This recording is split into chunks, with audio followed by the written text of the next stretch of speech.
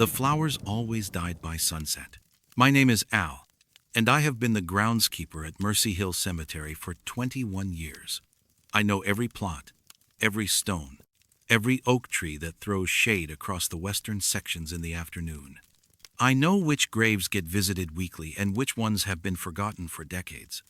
I know the soil composition in Section B drains poorly after rain, and I know that the irrigation system in Section F has a slow leak I have been meaning to fix since 2022.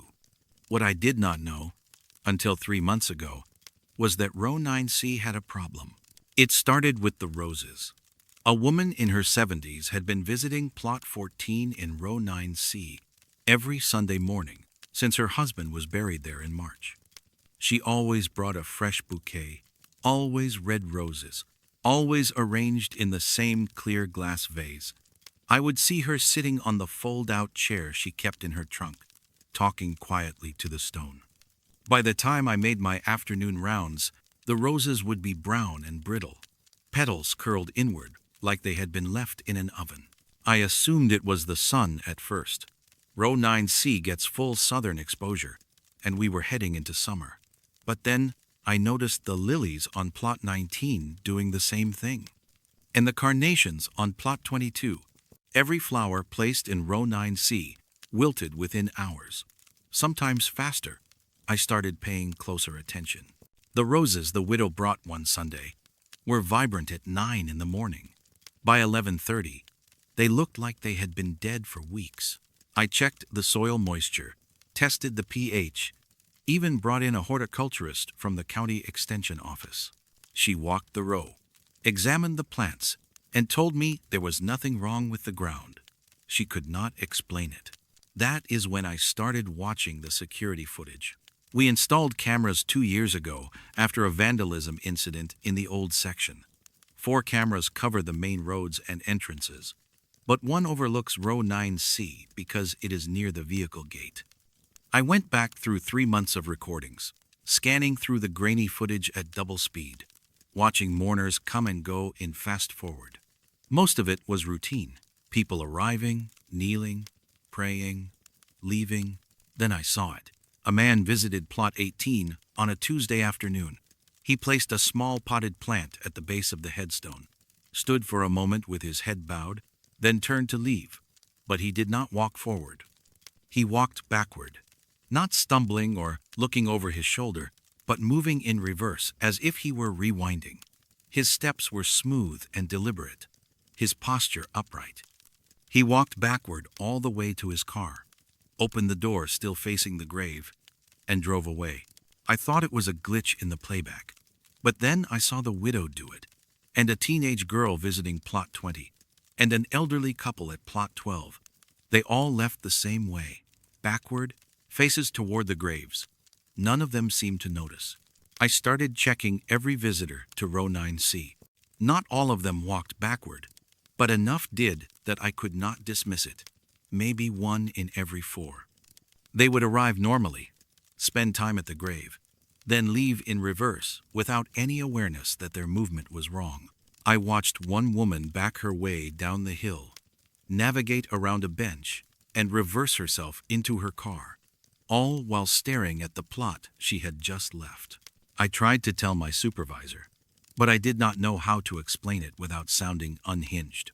I printed a few stills from the footage, but in freeze frame, it just looked like people walking. You had to see the movement to understand how unnatural it was. Last week, I decided to spend a full day in Row 9C.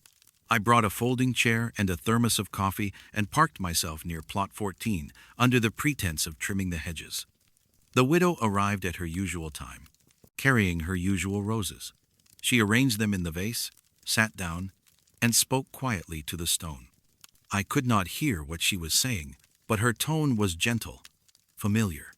After 20 minutes, she stood, folded her chair, and turned toward her car. She walked backward. I watched her take smooth, even steps in reverse, her eyes locked on her husband's grave. She did not trip over the uneven ground or glance behind her. She moved with the kind of certainty you only get from walking a path 100 times.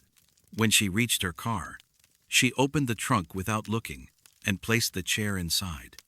Then she got in and drove away, still watching the cemetery in her rearview mirror until she turned onto the main road. I checked the roses an hour later. They were already dead. I do not work row 9C anymore.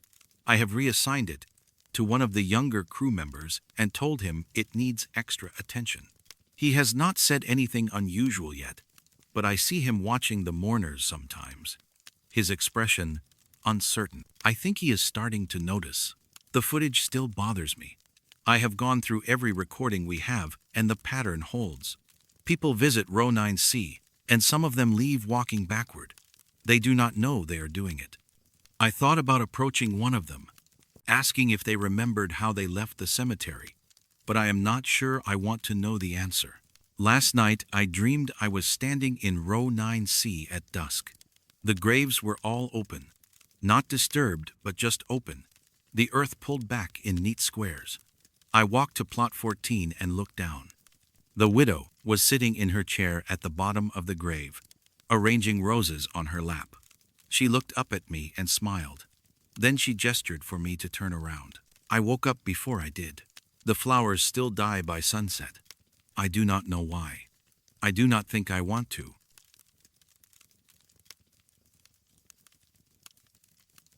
I left the room for 8 minutes. My name is Keene, Director Keene, and I have been running Westfield Funeral Home for 16 years. I know the rhythm of this work, the careful choreography of grief, the unspoken rules of respect, the way a viewing room should feel when you walk into it. I know how to set up chairs in neat rows, how to adjust the lighting so it is soft but not dim, how to position the casket so the family sees their loved one framed by flowers and calm. I know these things because I have done them 1,000 times. I have never had a room rearrange itself. It was a Thursday evening in late September. We had a viewing scheduled for 7 o'clock, a private family service for an elderly man named Robert Cho.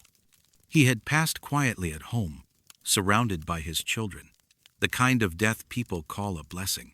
The family had requested a small, intimate viewing before the funeral the next day. Just immediate family. No more than 12 people. I arrived at 5:30 to prepare the room. I rolled in the casket, positioned it at the front, and arranged the flower sprays on either side. I set up 3 rows of chairs, 6 per row, all facing the casket.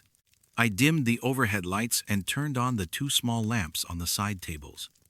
I checked the temperature, made sure the tissues were stocked, and confirmed that the guest book was open on the podium by the door. Everything was perfect. At 6:45, I realized I had forgotten to bring in the framed photograph the family had requested. It was still in my office. I glanced at the room one more time, noted that everything was in place, and stepped out to retrieve it. My office is down the hall, maybe 30 feet from the viewing room.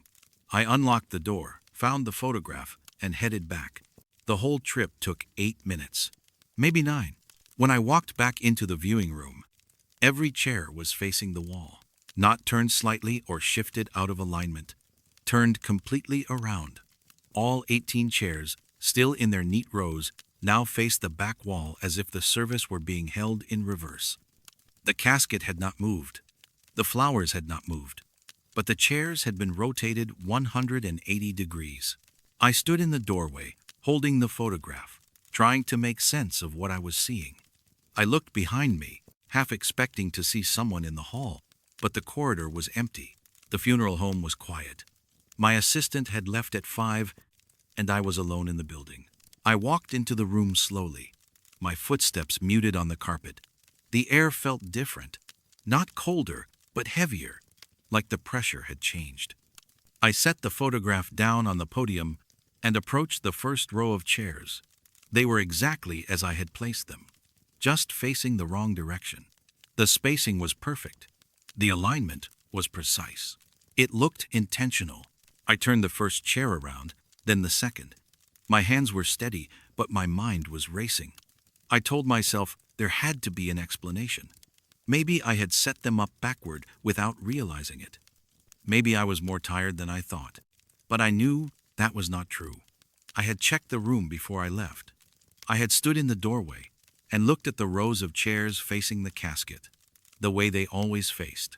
As I turned the sixth chair, I glanced at the casket. Robert Cho's hands had moved. When I had positioned him earlier, his hands were crossed over his chest, right over left, in the traditional resting pose.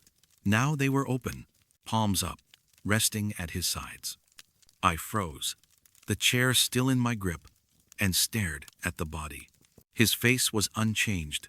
His expression was the same peaceful neutrality I had arranged that afternoon, but his hands were wrong. I have worked with the dead long enough to know that bodies do not move on their own. Not like that. Muscles can twitch during rigor mortis, and gases can cause shifts in position, but those movements are subtle, involuntary. They do not involve the careful repositioning of limbs. They do not look purposeful. I approached the casket slowly. My mouth was dry. The room was completely silent except for the faint hum of the air conditioning. I reached out and touched Robert Cho's right hand.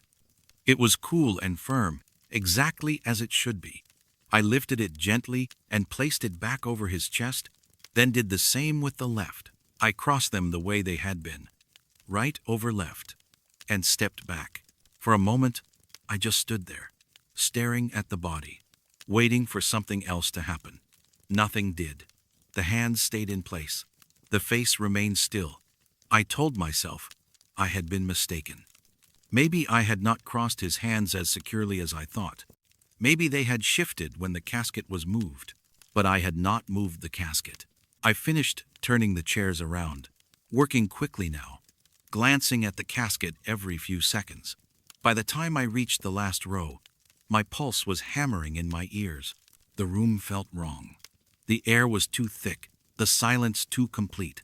I kept expecting to hear something, footsteps or a door closing or the creak of the floorboards, but there was nothing. When the last chair was in place, I walked back to the front of the room and checked the casket one more time. The hands were still crossed.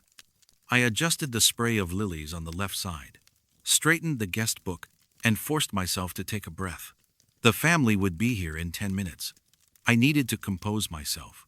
I stepped out into the hall and locked the viewing room door behind me.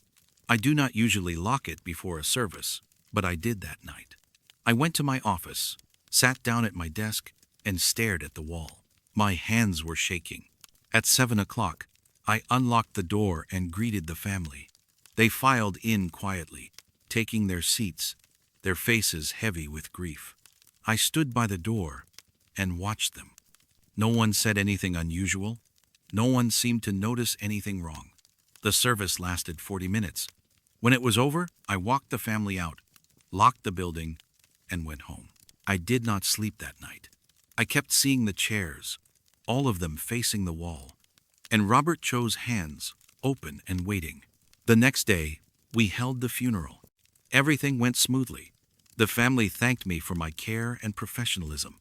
I smiled and nodded and told them it was an honor to serve. But I have not been able to go into that viewing room alone since. I always bring someone with me, even if it is just to check the temperature or adjust a flower. I tell myself it is precaution, not fear.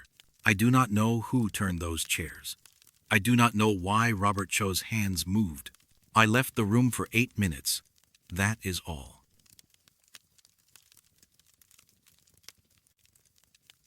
The smile would not leave her face. My name is Jude, and I have been an embalmer for 13 years. I have prepared bodies in every condition you can imagine. Trauma cases, decomposition, drownings, suicides. I have worked on people who died peacefully in their sleep and people who fought death until their last breath. I have seen every expression the human face can hold at the moment of passing, but I had never seen a smile like hers. Her name was Caroline Hirth, and she died at home on a Tuesday morning. Natural causes, according to the paperwork. She was 73 years old, widowed, no children. A neighbor found her sitting in her armchair by the window, hands folded in her lap, a book open on the side table. She looked, the neighbor said, like she had just closed her eyes for a moment, except for the smile. When she arrived at the funeral home that afternoon, I began the standard prep work. I moved her to the table, removed her clothing, and started the examination. Everything was routine. No signs of trauma, no unusual discoloration. Her body was in good condition for her age, and rigor mortis had already begun to set in. But when I looked at her face, I stopped. She was smiling. Not a faint upturn of the lips or a relaxed expression. A full smile. Her mouth was open slightly, the corners pulled back, her cheeks lifted. It was the kind of smile you see in photographs. Deliberate and wide. It looked out of place on a dead woman. Rigor mortis affects the facial muscles like any other, and I have seen bodies with unusual expressions before. Sometimes the jaw drops open. Sometimes the eyes stay partially open. But this was different. Her smile was symmetrical, deliberate. It looked conscious. I tried to relax the muscles. I massaged her jaw, pressed gently on her cheeks, used a small amount of massage cream to loosen the tissue. Nothing worked. The smile stayed fixed, as if it had been carved into her face. I have dealt with rigor mortis 1,000 times, and I know how to work with it, but her face would not respond. It was like the muscles had locked into that exact position and refused to let go. I took a Polaroid, the way I always do before starting the embalming process. It is a reference photo, something to check against if the family has concerns later. I set the camera on the counter and looked at the image as it developed. Caroline Hirth lying on the prep table, smiling. Except when I looked at the photo, her mouth was closed. I stared at the Polaroid, then looked back at the body. The smile was still there, wide and fixed. I held the photo up next to her face, comparing the two. In the photograph, her lips were pressed together in a neutral line. On the table, her mouth was open, smiling. I checked the timestamp on the back of the Polaroid. I had taken it less than 3 minutes ago. I took another photo. This time I watched the image develop slowly, the colors bleeding into focus. Caroline Hirth, smiling. I set it down next to the first one. In the new photo, her mouth was open, just like it was on the table. I looked at the first photo again. Her mouth was still closed. I did not understand. I have used Polaroids for years, and they do not lie. They capture exactly what is in front of the lens at the moment the shutter clicks. But these two photos, taken minutes apart, showed two different expressions. I took a third photo, then a fourth. Each one showed her smiling. I laid them out in a row on the counter and stared at them. Then I looked at the first photo again. Her mouth was open now. I picked it up, held it under the light. The image had not changed in quality or focus, but her expression was different. The closed mouth I had seen before was gone. Now she was smiling in the photograph, just like she was smiling on the table. I checked the other photos. All of them showed the smile. I set the Polaroids down and stepped back from the table. My hands were trembling. I have worked with bodies long enough to know that they do not change once they are dead. The muscles lock. The tissue stiffens. The face becomes fixed. Caroline Hirth should not have been smiling, and her photograph should not have changed. I finished the embalming quickly, trying to ignore the expression on her face. I worked through the arterial injection, the cavity treatment, the surface preparation. The entire time, she kept smiling. I dressed her in the clothing the funeral home had provided and applied a light layer of cosmetics, trying to soften the expression. It did not help. If anything, the makeup made the smile more pronounced, more unsettling. When I was finished, I moved her to the refrigeration unit and locked the prep room behind me. I did not look at the Polaroids again. The viewing was scheduled for Saturday afternoon. I arrived early to position the casket and make final adjustments. When I opened the lid, Caroline Hirth was still smiling. The family began arriving at 2 o'clock. I stood near the entrance and greeted them quietly, watching their reactions. Most of them paused when they saw her, their expressions uncertain. A few of them whispered to each other.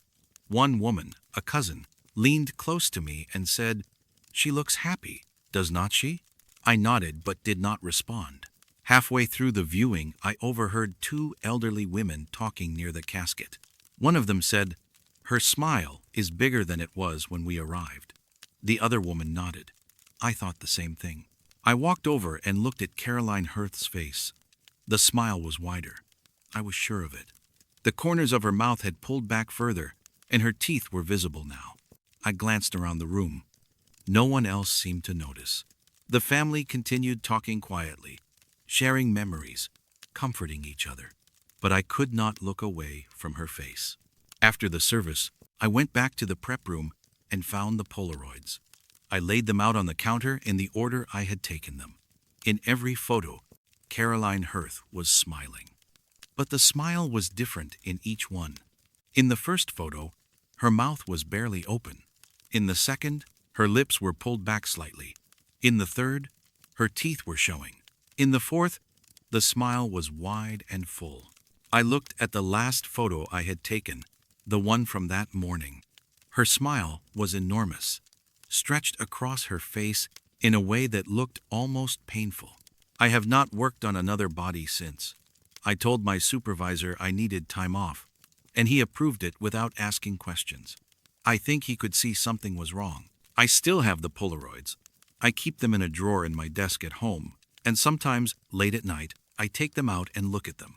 The smile is always different. Every time I check, it has changed. Wider or narrower, teeth showing or hidden. It is never the same twice. I do not know what Caroline Hirth was smiling about. I do not know why her face would not relax or why the photographs kept changing. I do not know if anyone else noticed, but I know I will never forget that smile. It follows me. Even now when I close my eyes, I can see it.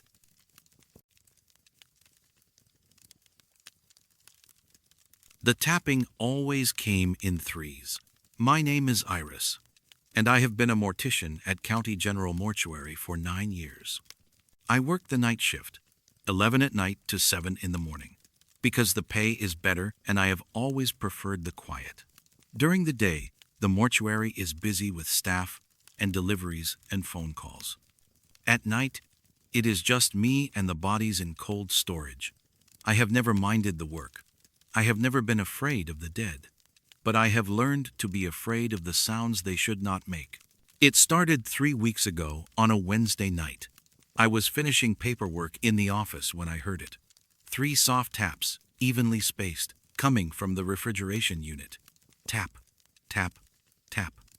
I stopped typing and listened.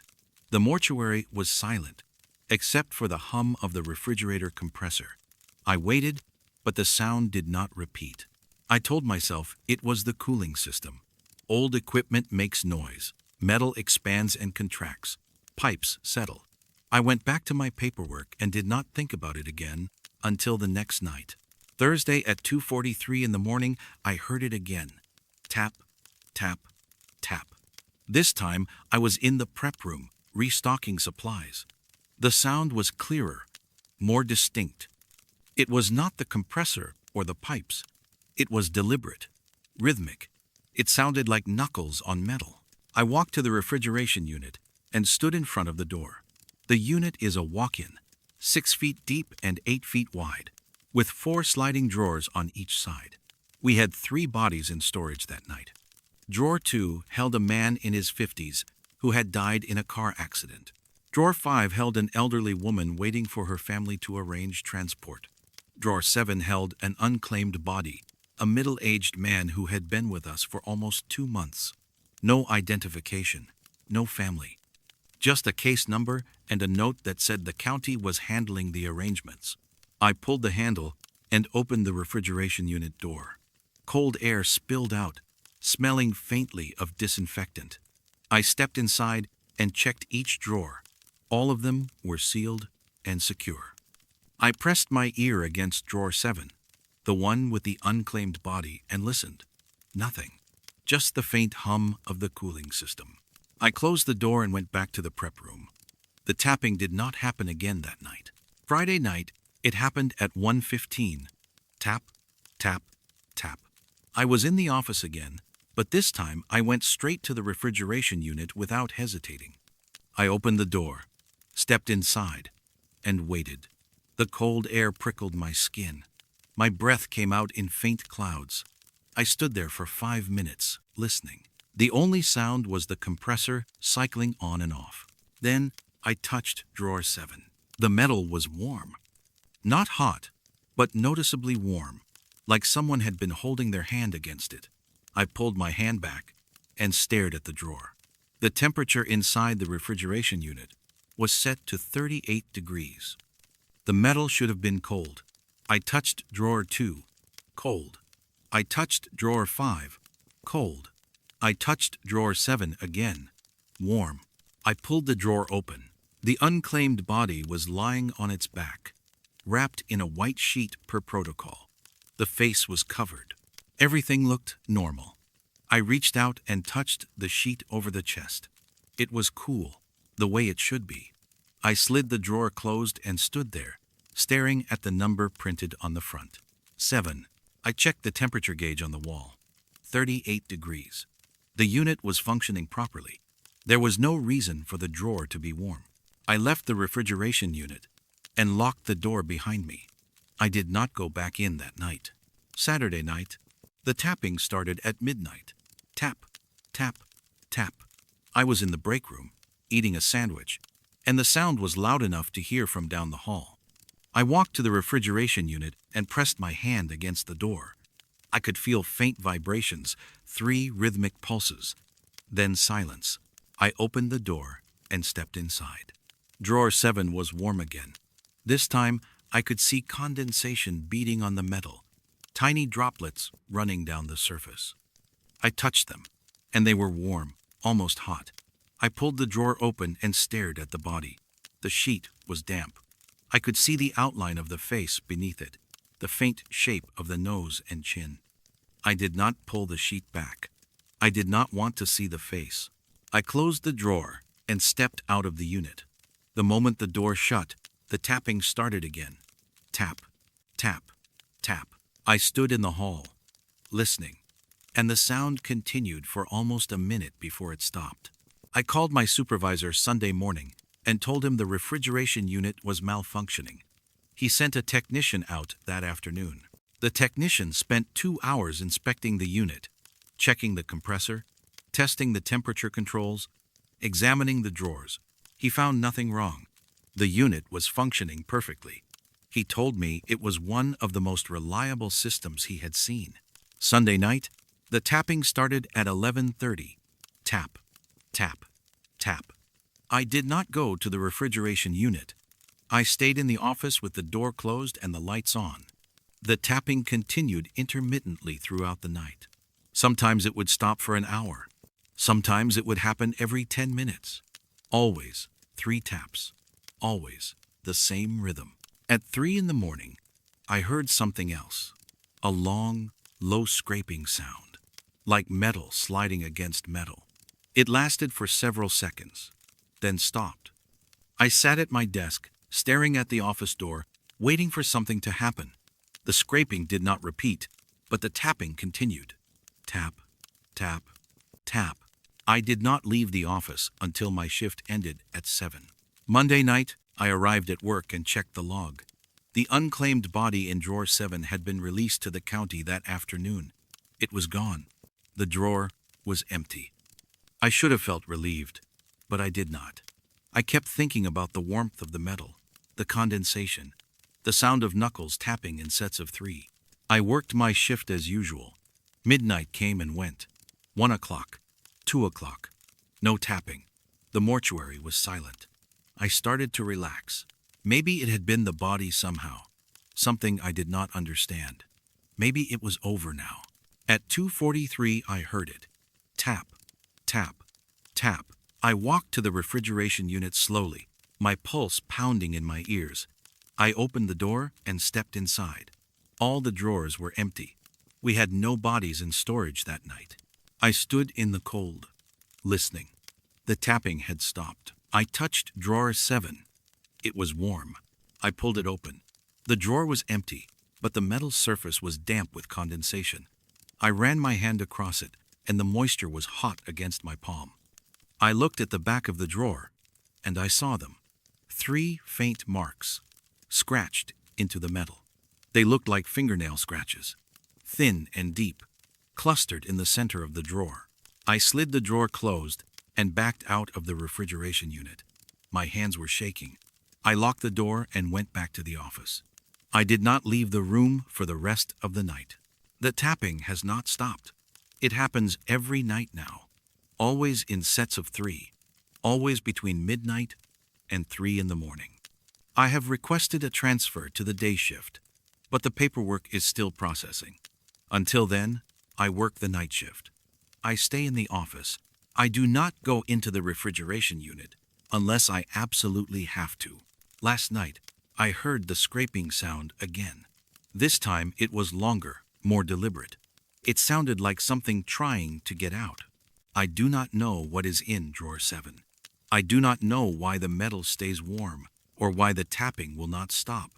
I do not know what made those scratches. But I know I will never open that drawer again. Not at night, not alone. Tap, tap, tap.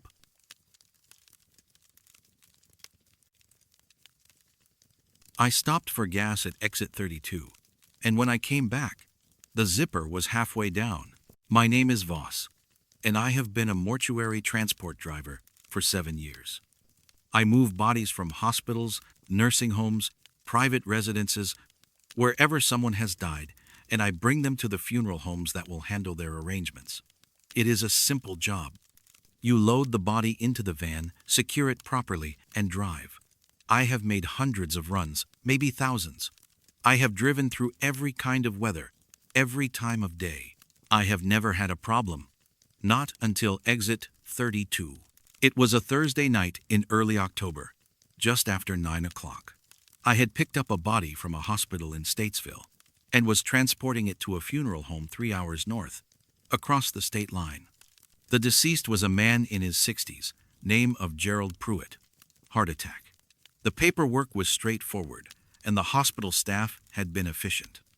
I loaded him into the van, zipped the body bag, and secured it to the gurney with 3 straps. Standard procedure. The drive started out fine.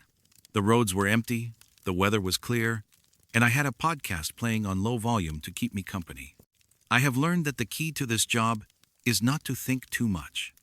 You do the work, you stay professional, and you do not let your mind wander to what is in the back of the van.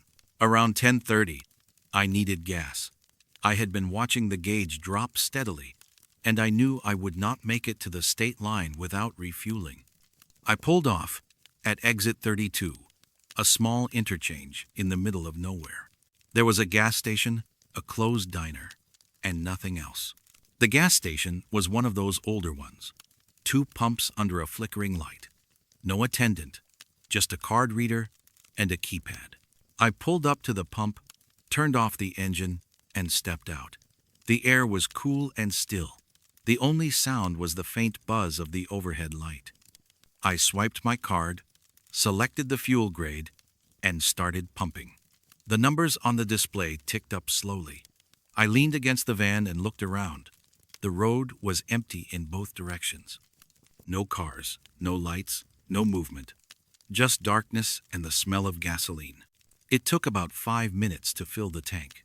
When the pump clicked off, I replaced the nozzle, screwed the gas cap back on, and walked around to the driver's side door. That is when I noticed the back door of the van was open. Not wide open, but ajar. Maybe 6 inches. I stopped. I stared at the door. I knew I had closed it. I always close it.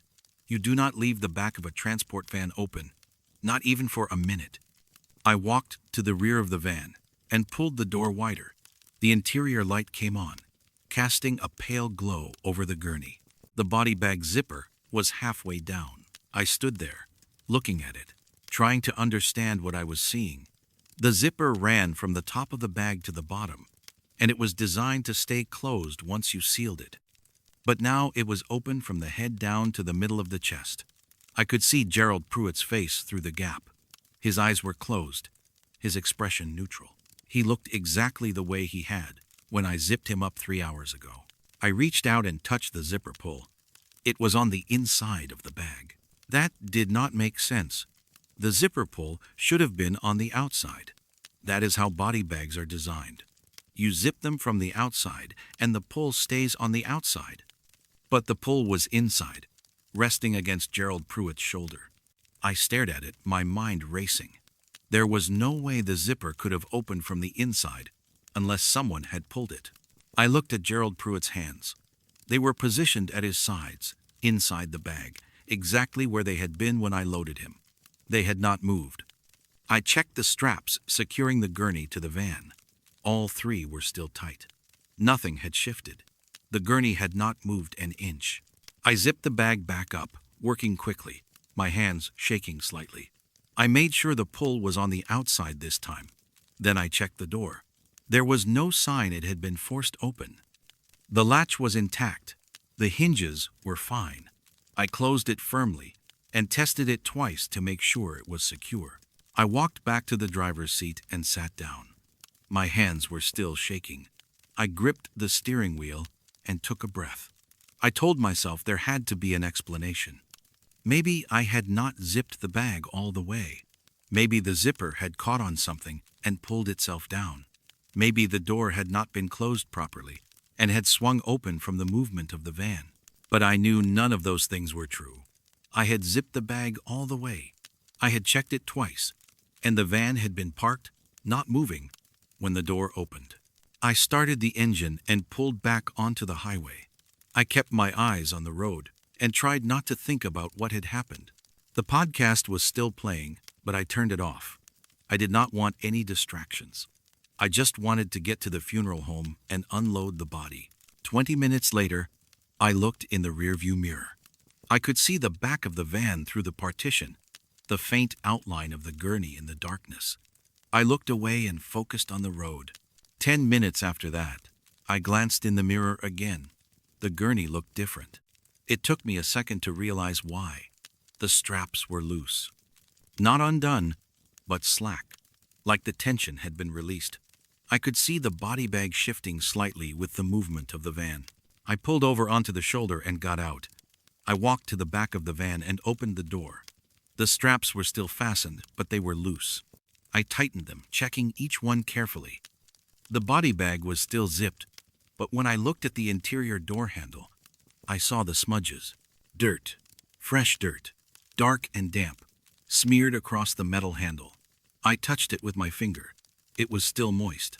I looked at the floor of the van. There were no dirt tracks, no footprints, nothing. Just the smudges on the handle, as if someone had gripped it from the inside. I looked at Gerald Pruitt's face through the clear panel at the top of the body bag. His eyes were still closed. His expression had not changed. But I could not shake the image of those dirt smudges, the way they looked like finger marks. I closed the door, got back in the van, and drove the rest of the way without stopping. I kept the radio off. I kept my eyes on the road. I did not look in the rearview mirror. When I arrived at the funeral home, I unloaded the gurney and wheeled it inside. The night attendant signed the paperwork and thanked me. I did not mention the zipper or the door or the dirt. I just nodded, got back in the van, and drove home. I have made dozens of runs since then, but I have never stopped at exit 32 again. I plan my routes carefully now, making sure I have enough gas to avoid that interchange. If I am cutting it close, I stop earlier or push through to the next exit. I do not care if it is inconvenient. Last week, I was assigned a pickup in Statesville again. Same hospital, same route.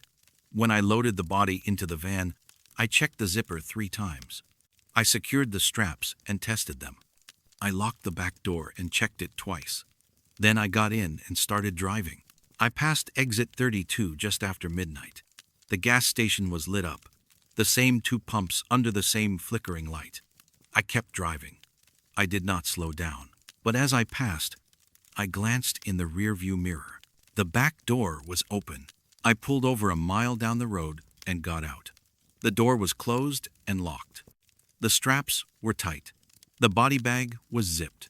Everything was secure. But I know what I saw in the mirror. I know the door was open. I do not know what is at exit 32. I do not know why the zipper opened, or why there was dirt on the handle. I do not know what Gerald Pruitt wanted, or if he wanted anything at all. But I will never stop there again. Not at night, not ever.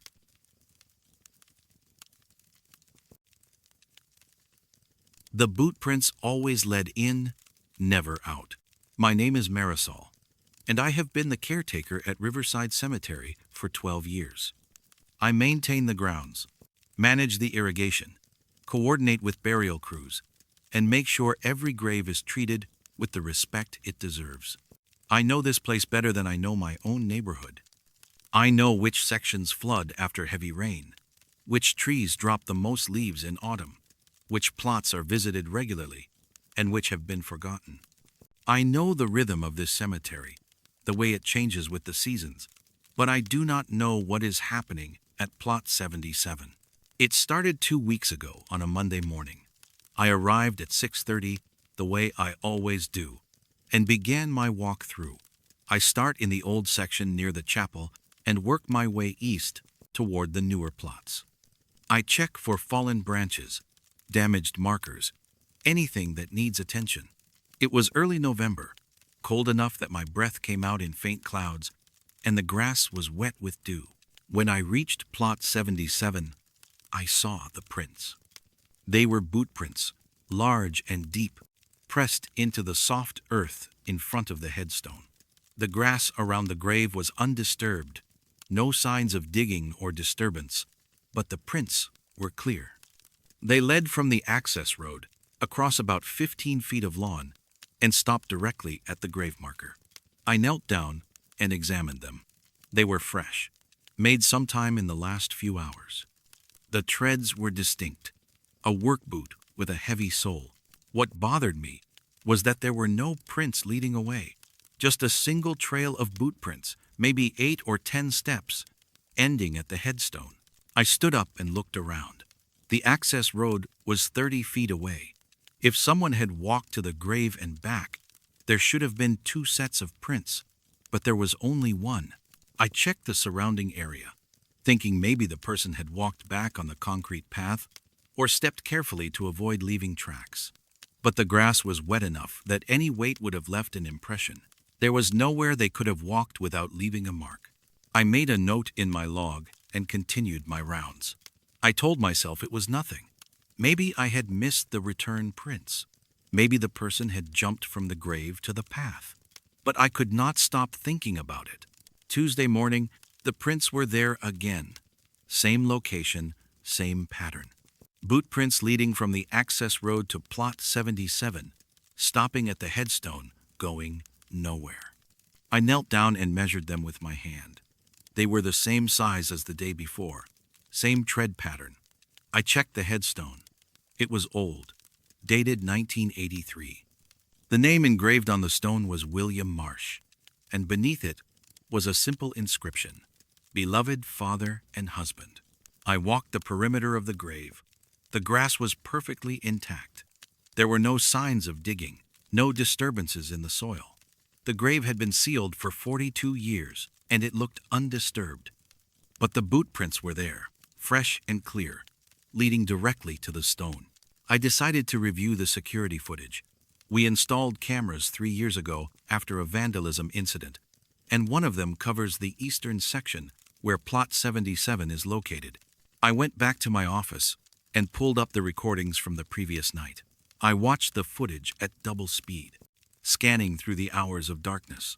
The camera angle showed the access road and about 20 graves, including Plot 77. For most of the night, nothing happened. The screen was dark and still, just the faint glow of the path lights along the road. At 3:14 in the morning, the motion sensor triggered. The footage shifted to normal speed, and I watched. A figure appeared at the edge of the frame, walking along the access road. It was a man, tall and broad-shouldered, wearing dark clothing and heavy boots. He walked with a steady, deliberate pace, his hands at his sides. When he reached the point closest to Plot 77, he stopped. He turned toward the grave and started walking across the grass. I counted his steps. 8, 9, 10. He stopped at the headstone and stood there, facing the grave. He did not move. He just stood, his head slightly bowed, like he was paying his respects. The footage ran for 3 minutes. The man did not move. Then at 3:17, he was gone. Not walking away, not turning around, just gone. One frame, he was standing at the grave, and the next frame, the space was empty. I rewound the footage and watched it again. Same thing. The man appeared, walked to the grave, stood for 3 minutes, and vanished. There was no transition, no blur of movement. He was simply there, and then he was not. I checked the other cameras. None of them showed the man leaving the cemetery. I checked the entrance gate logs. No vehicles had entered or exited during that time. I went back to the footage from plot 77 and watched it a third time. The man did not reappear. Wednesday morning, the boot prints were there again. Thursday morning, the same. Friday morning, I arrived early, at 5:30, before the sun was up. I parked near the access road and walked to plot 77 with a flashlight. The prints were already there, fresh and deep. Stopping at the headstone, I knelt down and pressed my hand into one of the prints. The soil was cold and damp. I stood up and looked at the grave. The headstone was simple, just a name and dates. William Marsh, 1931 to 1983. I did not recognize the name. I went back to the office and pulled the burial records. William Marsh had been a construction worker. He died in an accident on a job site, fell from scaffolding. He was 52 years old. He had a wife and 2 children. The wife had passed away in 2007 and was buried in a different cemetery. The children had moved out of state years ago. No one had visited the grave in over a decade, according to the records. I decided to stay late Friday night and watch plot 77 in person. I parked my truck near the access road, turned off the lights, and waited. I had a thermos of coffee and a clear view of the grave. The cemetery was silent, except for the faint rustle of wind through the trees. At 3:14 in the morning, I saw him. He appeared at the edge of the access road, just like in the footage. Tall, broad-shouldered, wearing dark clothing and heavy boots. He walked with the same steady pace, his hands at his sides. I watched him turn toward plot 77 and start across the grass. I counted his steps. 8, 9, 10. He stopped at the headstone and stood there, his head bowed. I got out of the truck quietly and started walking toward him. My flashlight was off. I did not want to startle him. I moved slowly, staying on the path, trying to get a better look. When I was about 20 feet away, I stopped. The man was still standing at the grave, motionless. I could see his silhouette against the faint glow of the path lights, but I could not see his face. I called out, "Sir, the cemetery is closed." He did not respond. He did not move. I took a step closer. "Sir, I am going to have to ask you to leave." Still nothing. I turned on my flashlight and aimed it at him. The beam cut through the darkness, and I saw him clearly for the first time. He was wearing a work jacket and jeans, both covered in dirt. His boots were caked with mud. His face was turned toward the grave, and I could not see his expression, but I could see his hands. They were filthy, covered in soil, like he had been digging. I took another step forward. "Sir?" He turned his head toward me, slowly, deliberately, and I saw his face. It was William Marsh. I knew because I had looked at his photograph in the burial records. The same broad jaw, the same deep-set eyes. He looked exactly the way he had in 1983, except his face was pale and his eyes were empty. I stepped back. The flashlight beam wavered in my hand. William Marsh stared at me for a long moment, his expression blank. Then he turned back to the grave and vanished. Not walked away, vanished. 1 second he was standing there, solid and real, and the next second he was gone. The space where he had been was empty. The grass was undisturbed. I stood there for a long time, the flashlight still on, staring at the spot where he had been. My hands were shaking. My pulse was hammering in my ears. I walked to the grave and looked down. The boot prints were there, fresh and deep, leading from the access road to the headstone. No prints leading away. I went back to my truck and sat there until sunrise. I did not sleep. I just watched the grave, waiting for something to happen. Nothing did. Saturday morning, the boot prints were there again. Sunday morning, the same. Every morning for 2 weeks, the same pattern. Boot prints leading in, none leading out. I have stopped checking the footage. I have stopped staying late. I do my rounds in the morning, I note the prints in my log, and I move on. I do not go near Plot 77 after dark. I do not want to see him again. The grave was sealed in 1983. The grass has never been disturbed. But every morning, William Marsh walks to his grave and does not walk away. I do not know where he goes. I do not know what he wants. But I know he is still coming back.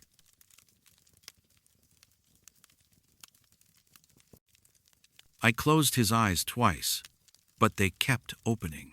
My name is Hale, Director Hale, and I have been running memorial services for 19 years. I have overseen thousands of viewings, and I know the protocols by heart. You prepare the deceased with dignity, position them properly, ensure they look peaceful. The family should see their loved one at rest, not in distress. That is the standard. That is what I have always provided. But Marcus Denton would not stay at rest. He died on a Saturday morning, 78 years old. Complications from pneumonia. His daughter made the arrangements on Sunday, and we scheduled a private viewing for Monday afternoon at 2 o'clock. Just immediate family, she said. Her brother would be flying in from Denver, and they wanted a quiet moment before the funeral on Tuesday. Simple, straightforward. I have done hundreds of private viewings exactly like it. I prepared the viewing room Monday morning. I positioned Marcus Denton's casket at the front, arranged the flower sprays, and adjusted the lighting. Everything was perfect. At 1:30, I did my final check. I walked to the casket and looked at Mr. Denton's face. His expression was peaceful. His hands were crossed over his chest. His eyes were closed. Except they were not fully closed. I noticed it immediately. His left eyelid was slightly raised, just enough that I could see a thin crescent of white beneath. It is not uncommon. Sometimes the eyelids do not stay sealed during preparation. I leaned forward and gently pressed the lid down, holding it for a few seconds to make sure it set. When I released it, the eye stayed closed. I stepped back and examined his face one more time. Both eyes were closed now. His expression was calm. I nodded, satisfied, and left the viewing room to wait for the family. At 1:50, I returned to unlock the door and turn on the soft music. When I walked into the room, Marcus Denton's eyes were open. Not slightly open, fully open. Both eyes, staring straight ahead at the ceiling. I stopped in the doorway, staring at him. I had closed his eyes less than 20 minutes ago. I had checked them carefully. There was no reason they should be open now. I walked to the casket slowly, my pulse quickening.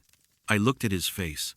His eyes were wide, the irises a pale blue-gray, the pupils fixed and dilated.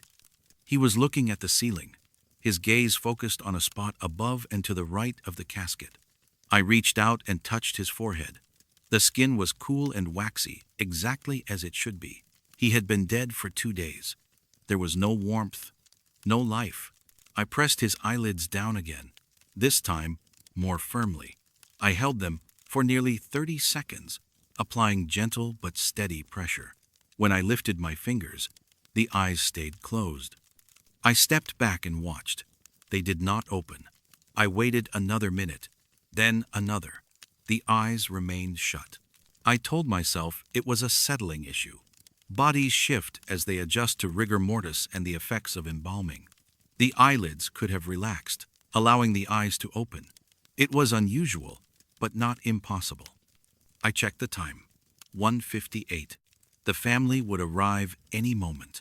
I made sure everything else was in order and stepped out into the hallway to greet them. The daughter arrived first, followed by her brother. They were both quiet, their faces heavy with grief. I offered my condolences and gestured toward the viewing room. "Take all the time you need," I said. "I will be just down the hall if you need anything." They thanked me and walked into the room together.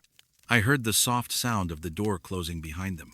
I went to my office and sat down, giving them privacy. Private viewings usually lasted 30 to 40 minutes. I had learned not to intrude unless asked. 10 minutes later, the daughter knocked on my office door. Her face was pale, her expression uncertain. "Director Hale," she said quietly, "could you come to the viewing room for a moment?" I followed her back down the hall. When we entered the room, her brother was standing near the casket, his arms crossed, his jaw tight. He looked at me and said, "His eyes are open." I walked to the casket and looked down. Marcus Denton's eyes were open, both of them wide and staring, focused on the doorway. Not the ceiling this time, the door. I felt my stomach tighten. I had closed those eyes twice. I had held them shut, made sure they were set. There was no reason they should be open again. I glanced at the daughter. She was watching me, waiting for an explanation. "I apologize," I said calmly. "Sometimes there can be minor settling. Let me take care of it." I leaned over the casket and pressed the eyelids closed again. This time, I used more pressure, making sure they were fully sealed. I held them for almost a minute, then released them slowly. The eyes stayed shut. I looked at the family. "That should hold," I said. "Again, my apologies. This is very unusual." The daughter nodded, but she did not look reassured. Her brother was still watching the casket, his expression guarded. I excused myself and stepped out of the room, closing the door behind me. I stood in the hallway for a moment, trying to calm my breathing. I have worked with the dead for nearly 2 decades, and I have never had a body's eyes open 3 times in one afternoon. I went back to my office and sat down. I could hear the faint murmur of voices from the viewing room, the daughter and her brother talking quietly. I checked my watch. 2:15. They had been in there for about 15 minutes. I told myself everything was fine. The eyes would stay closed, the family would finish their viewing, and we would move on to the funeral the next day. At 2:25, the daughter knocked on my door again. This time, she did not say anything. She just looked at me, her face tight with emotion, and gestured for me to follow her. When I entered the viewing room, Marcus Denton's eyes were open again, wide, staring directly at the doorway, directly at me. I felt a chill run down my spine. The brother was standing off to the side now, his arms crossed, his face pale. He did not say anything. He just watched. The daughter stood next to me, her voice barely above a whisper. "We have been in here the whole time," she said. "We were sitting right there, and we saw it happen." His eyes just opened, slowly, like he was waking up. I did not know what to say. I walked to the casket and looked at Marcus Denton's face. His eyes were fixed on the doorway, unblinking, the pupils still dilated and lifeless. But they were focused. It felt like he was looking at something, or someone. I reached out to close his eyes again, but the daughter touched my arm. "Do not," she said quietly. "Please, just leave them." I nodded and stepped back. The 3 of us stood there in silence, staring at the body in the casket. The room felt different now. The air was heavier, the silence more oppressive. I could feel sweat forming on the back of my neck, despite the cool temperature. After a moment, the brother spoke. "He looks like he is waiting for someone." I did not respond. I did not know how to. The family left a few minutes later. They did not stay for the full viewing. The daughter thanked me quietly, her voice shaking, and they walked out together. I stood in the hallway and watched them go. When their car pulled out of the parking lot, I went back to the viewing room. Marcus Denton's eyes were still open, still focused on the doorway. I walked to the casket and looked down at him. I did not try to close his eyes this time. I just stood there, staring at his face, trying to understand what I was seeing. The eyes were motionless, fixed, the gaze unwavering. But there was something in them, something that had not been there before. An intensity, a purpose. I stepped back and left the room. I closed the door behind me and locked it. I did not go back in for the rest of the day. That night, I reviewed the security footage from the viewing room.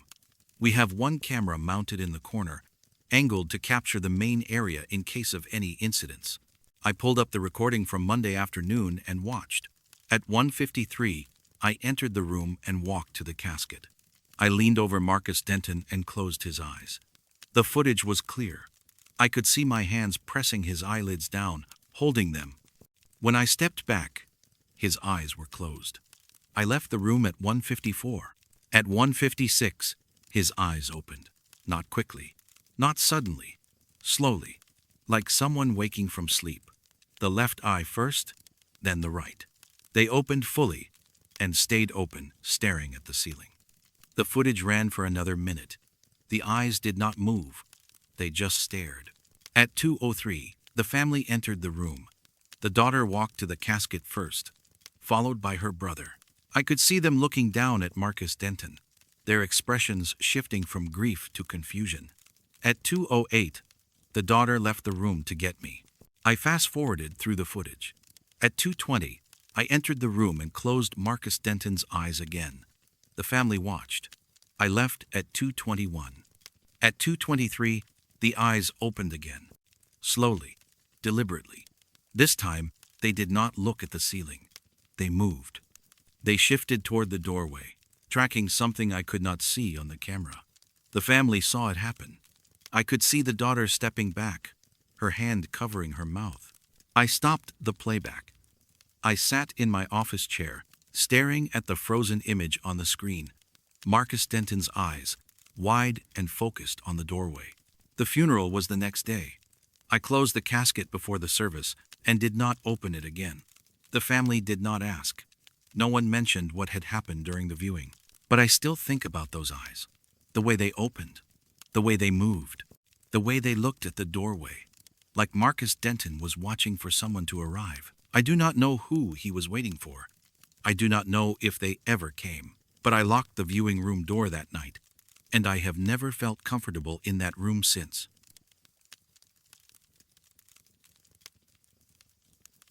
The names kept appearing, always 3 days away.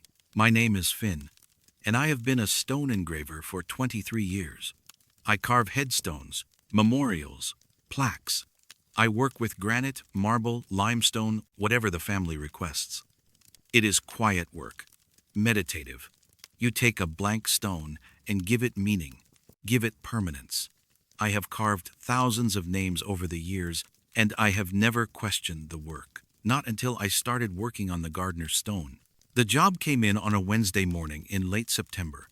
A woman called the shop and said she needed a repair. She had a family headstone at Oakmont Cemetery, installed in 1947, and the stone had developed a crack down the center. She wanted it repaired and repolished, wanted it to look the way it did when it was first placed. I told her I could take a look and gave her an estimate for the work. I drove out to Oakmont that afternoon. The cemetery is old, established in the 1890s, with sections that date back over a century. The gardener stone was in the original section, under a large oak tree near the western fence. It was a simple granite marker, about 3 feet tall and 2 feet wide, with the family name carved across the top and individual names and dates below. The crack ran vertically through the center, splitting the stone nearly in half. It was a clean break, probably caused by ground settling or freeze-thaw cycles over the decades. I took measurements and photographs, then loaded the stone onto my truck. It was heavy, nearly 200 pounds, but I have moved thousands of stones and knew how to handle it. I brought it back to my shop, set it on the workbench, and started the repair process. The crack was deep, but not impossible to fix. I cleaned the break, applied epoxy resin, and clamped the two halves together. While the epoxy cured, I started polishing the surface, removing decades of weathering and lichen growth. The stone cleaned up beautifully. The granite was a deep charcoal gray, and the engraved lettering stood out clearly once I had removed the grime. The family name across the top read Gardner. Below it were 4 individual names with dates. Harold Gardner, 1873, to 1947. Margaret Gardner, 1876 to 1952. Thomas Gardner, 1900 to 1918. And Eleanor Gardner, 1903 to 1945. I finished polishing the stone late Thursday afternoon. The surface was smooth and clean, the lettering sharp. The repair was invisible. I stepped back to admire the work, and that is when I saw it. There was a fifth name. It was faint, barely visible, etched into the stone just below Eleanor Gardner's name. I leaned closer and squinted. The lettering was thin and shallow, almost like a pencil mark on the granite. It read David Marsh, followed by a date. October 2nd, 2025. I stared at it. I had not carved that name. I had polished the entire stone, and I would have noticed any additional engraving. But there it was, clear enough to read once I looked closely. David Marsh. October 2nd, 2025. Today was September 29th. 3 days from now. I assumed it was a mistake. Maybe an old engraving that had been worn away and was now showing through after the polishing. I made a note to ask the client about it when I called to schedule the reinstallation. Then I covered the stone with a tarp and locked up the shop for the night. Friday morning, I came in early to finish the detail work. I pulled the tarp off the Gardner stone and looked at it in the daylight. The faint name was still there. David Marsh, October 2nd, 2025. But now there was something else. A second name had appeared below the first. It was even fainter than David Marsh, barely visible unless you were looking for it. I leaned close and read it. Catherine Yao, October 3rd, 2025. I stepped back from the stone. My hands were shaking slightly. I had polished this stone yesterday. I had examined every inch of it. There had been only one faint name. Now there were two. And they were both dated in the future. David Marsh, October 2nd. Catherine Yao, October 3rd. I grabbed a magnifying glass from my desk and examined the engraving closely. The lettering was shallow, almost like it had been etched with a fine tool, but the edges were too precise. It looked like it had been laser engraved, but I did not have a laser engraver in my shop. I only worked by hand. I called the client, the woman who had requested the repair, and asked her about the names. She sounded confused. David Marsh? She said. I do not know anyone by that name. And Catherine Yao? No, those are not family. Are you sure you are looking at the right stone? I told her I was certain. I described the Gardner stone, the crack, the 4 names I had repaired. She confirmed it was the correct stone, but insisted she had never heard of David Marsh or Catherine Yao. I thanked her and hung up. I spent the rest of Friday trying to figure out how the names had appeared. I checked my tools, my workspace, even the security footage from the shop. Nothing. The stone had been covered with a tarp all night, and no one had been in the building except me. Saturday morning, I pulled the tarp off again. There was a third name, Samuel Cross, October 4th, 2025. I stared at it for a long time. 3 names now, all dated in the future, all appearing overnight. I did not touch the stone. I did not polish it or work on it. I just covered it back up and went home. Sunday morning there was a 4th name. Monday morning a 5th. Each one dated 1 day further into the future. October 5th, October 6th. The names were appearing in order, like a list, like a schedule. On Tuesday morning, October 2nd, I checked the news. I did not know why. I just had a feeling. I searched for David Marsh and found an obituary. David Marsh, age 41, had died in a car accident late Monday night. The funeral arrangements were pending. I felt my stomach drop. I searched for Catherine Yao. No results yet, but I knew there would be tomorrow. I stopped working on the Gardner stone. I called the client and told her there had been a complication, that I needed more time. She was not happy, but she agreed to wait. I covered the stone with the tarp and pushed it into the back corner of my shop. I did not want to look at it. I did not want to see what names appeared next. But I could not help myself. Every morning, I pulled the tarp back and checked. Catherine Yao, October 3rd. She died Wednesday morning, heart attack. Samuel Cross, October 4th. Died Thursday afternoon, fell from a ladder. Each name appeared the night before the person died. Each date was accurate. On October 10th, I saw my own name. It was at the bottom of the list, below 12 other names. Finn Carver, October 13th, 2025. 3 days from now. I stared at the stone, my pulse hammering in my ears, my name, my date, engraved in the same faint lettering as all the others. I reached out and touched it, ran my finger over the letters. They were real.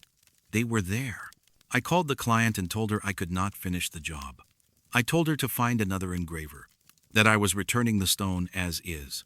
She was angry, threatened to leave a bad review, but I did not care.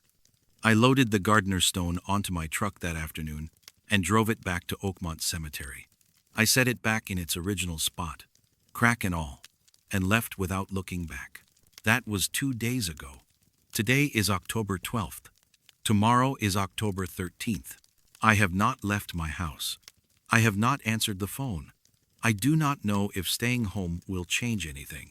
I do not know if the stone is still there, or if more names are appearing. I do not know if my name is still on it. But I am not going to find out. Not today, not tomorrow. I will wait until October 14th. And if I am still here, I will never touch another headstone again.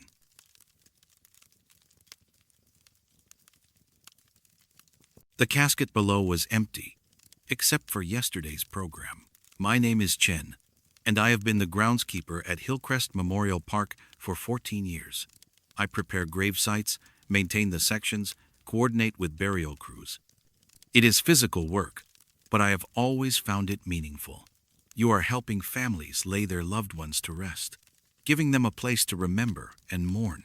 I take pride in doing the job correctly, which is why I was so disturbed when I discovered the unmarked grave in Section K. It happened last Tuesday. I received a work order to prepare a new burial site in Section K, Plot 41. The funeral was scheduled for Thursday morning, so I had 2 days to dig and prepare. Section K is one of the newer areas, opened in 2018, and most of the plots are still empty. I grabbed my equipment, drove the utility cart to the site, and started marking the boundaries. The plot numbers in Section K follow a grid system. Rows A through M, plots 1 through 60. Plot 41 is in row D, fifth plot from the access road. I measured the location carefully, checking it against the cemetery map, and marked the corners with stakes. Then I started digging. I was about 3 feet down when my shovel hit something solid. I stopped and cleared away the soil with my hands. It was a casket, old, wooden, with brass fittings that had turned green with age. I stared at it, confused. According to the records, Plot 41 was empty. Section K had only been open for 7 years, and most of the plots were still unsold. There should not have been a casket here. I climbed out of the hole and checked the map again. I had measured correctly. This was Plot 41, Row D. But there was a casket buried here, and it was not recent. The wood was weathered. The brass was corroded. It looked like it had been in the ground for decades. I called my supervisor and explained the situation. He sounded skeptical. Section K? He said. Are you sure you are in the right spot?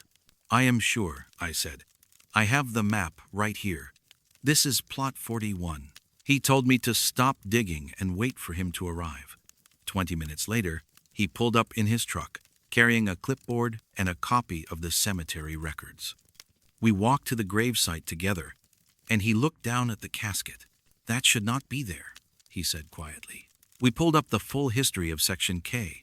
According to the records, the land had been purchased by the cemetery in 2015 and cleared for development in 2017. Section K opened for burials in January 2018. Plot 41 had never been sold. There were no records of any burials in that location. no permits, no paperwork.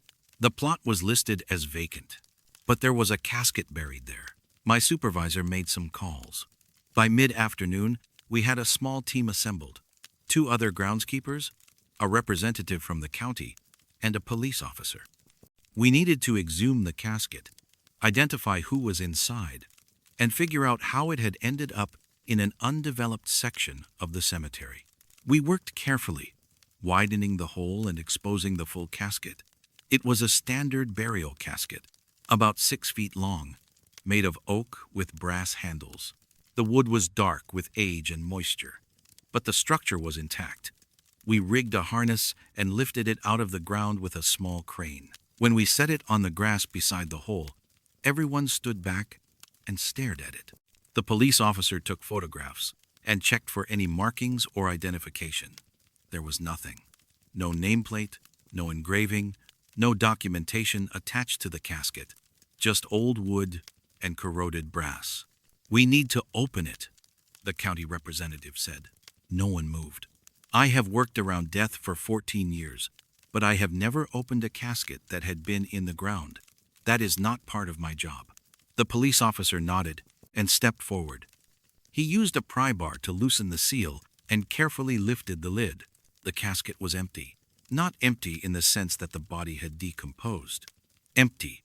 No remains, no clothing, no lining. Just bare wood, clean and dry, as if the casket had been placed in the ground without anyone inside. We all stood there, staring at it, trying to make sense of what we were seeing. The police officer leaned closer and reached inside. He pulled something out and held it up. It was a piece of paper, folded in half, slightly yellowed but otherwise intact. He unfolded it carefully, and I saw what it was. A funeral program. He read the front page aloud. "In loving memory of Margaret Chen. Service held at Hillcrest Memorial Park, October 7th, 2025. I felt the blood drain from my face. Margaret Chen. That was my last name. And October 7th was yesterday. We had held a service yesterday afternoon in the chapel for a woman named Margaret Chen.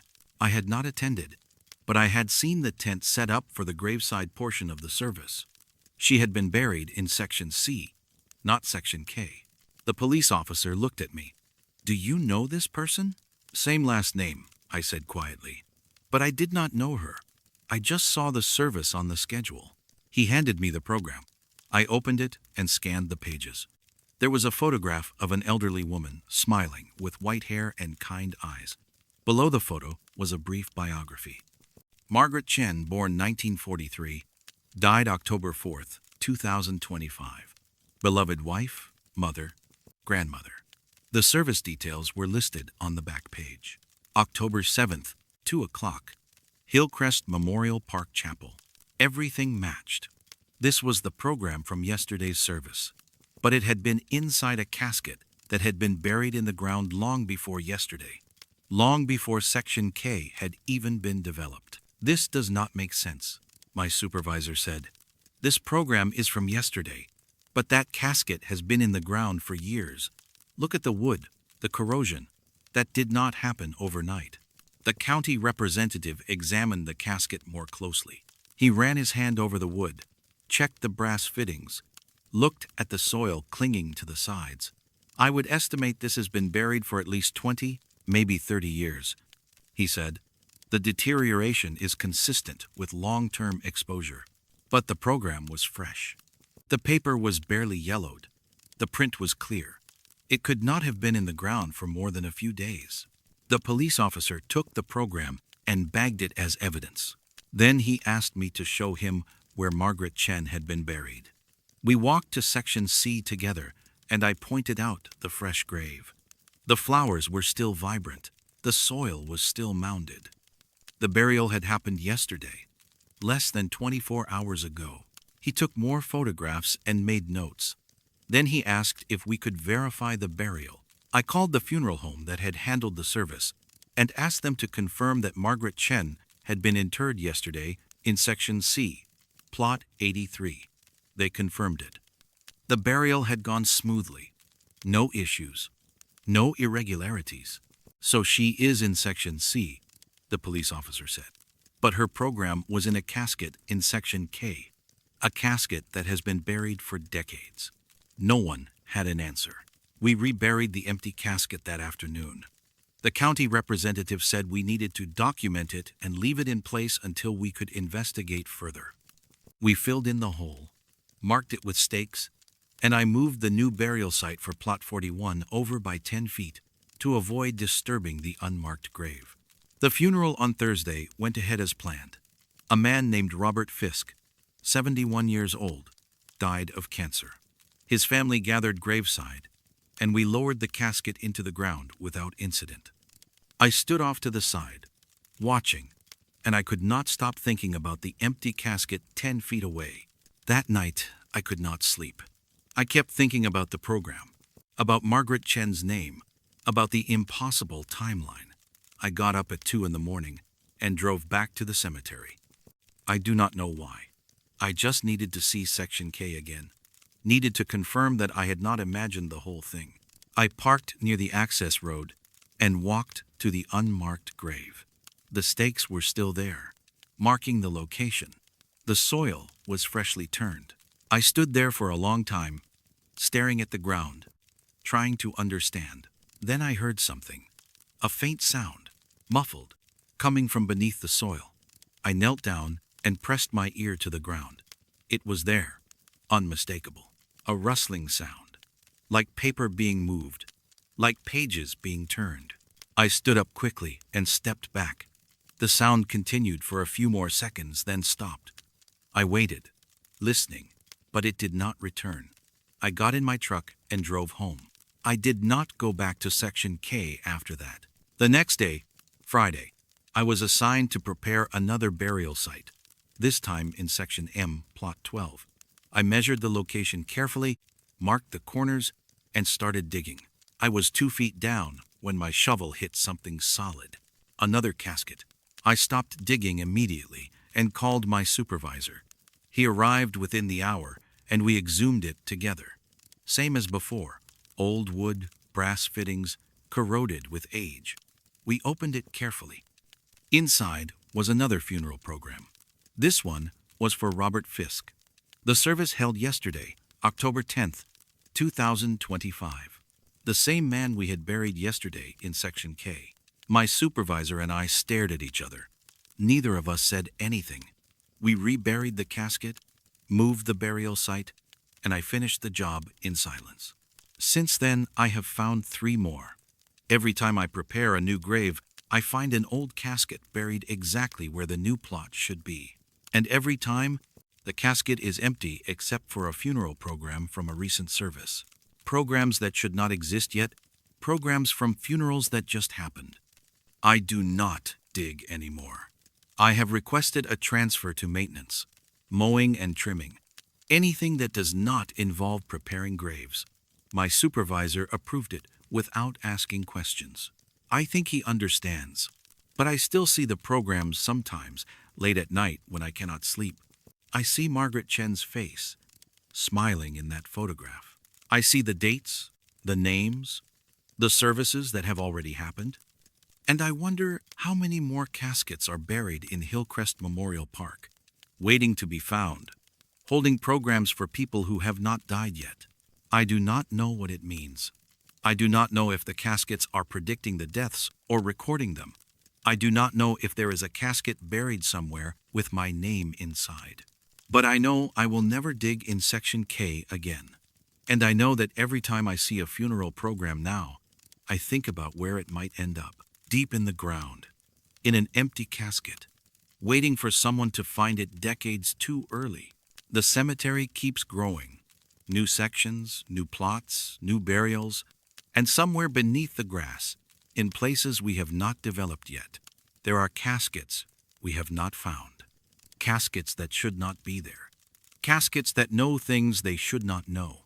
I try not to think about it, but every time I walk through Hillcrest Memorial Park now, I feel like I am walking over secrets. Old secrets buried in new ground, waiting to be discovered. And I wonder what will happen when we run out of empty plots. When every section has been developed, every grave has been dug.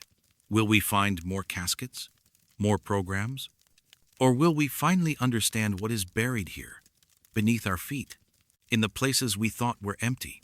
I do not know, but I am not sure I want to find out.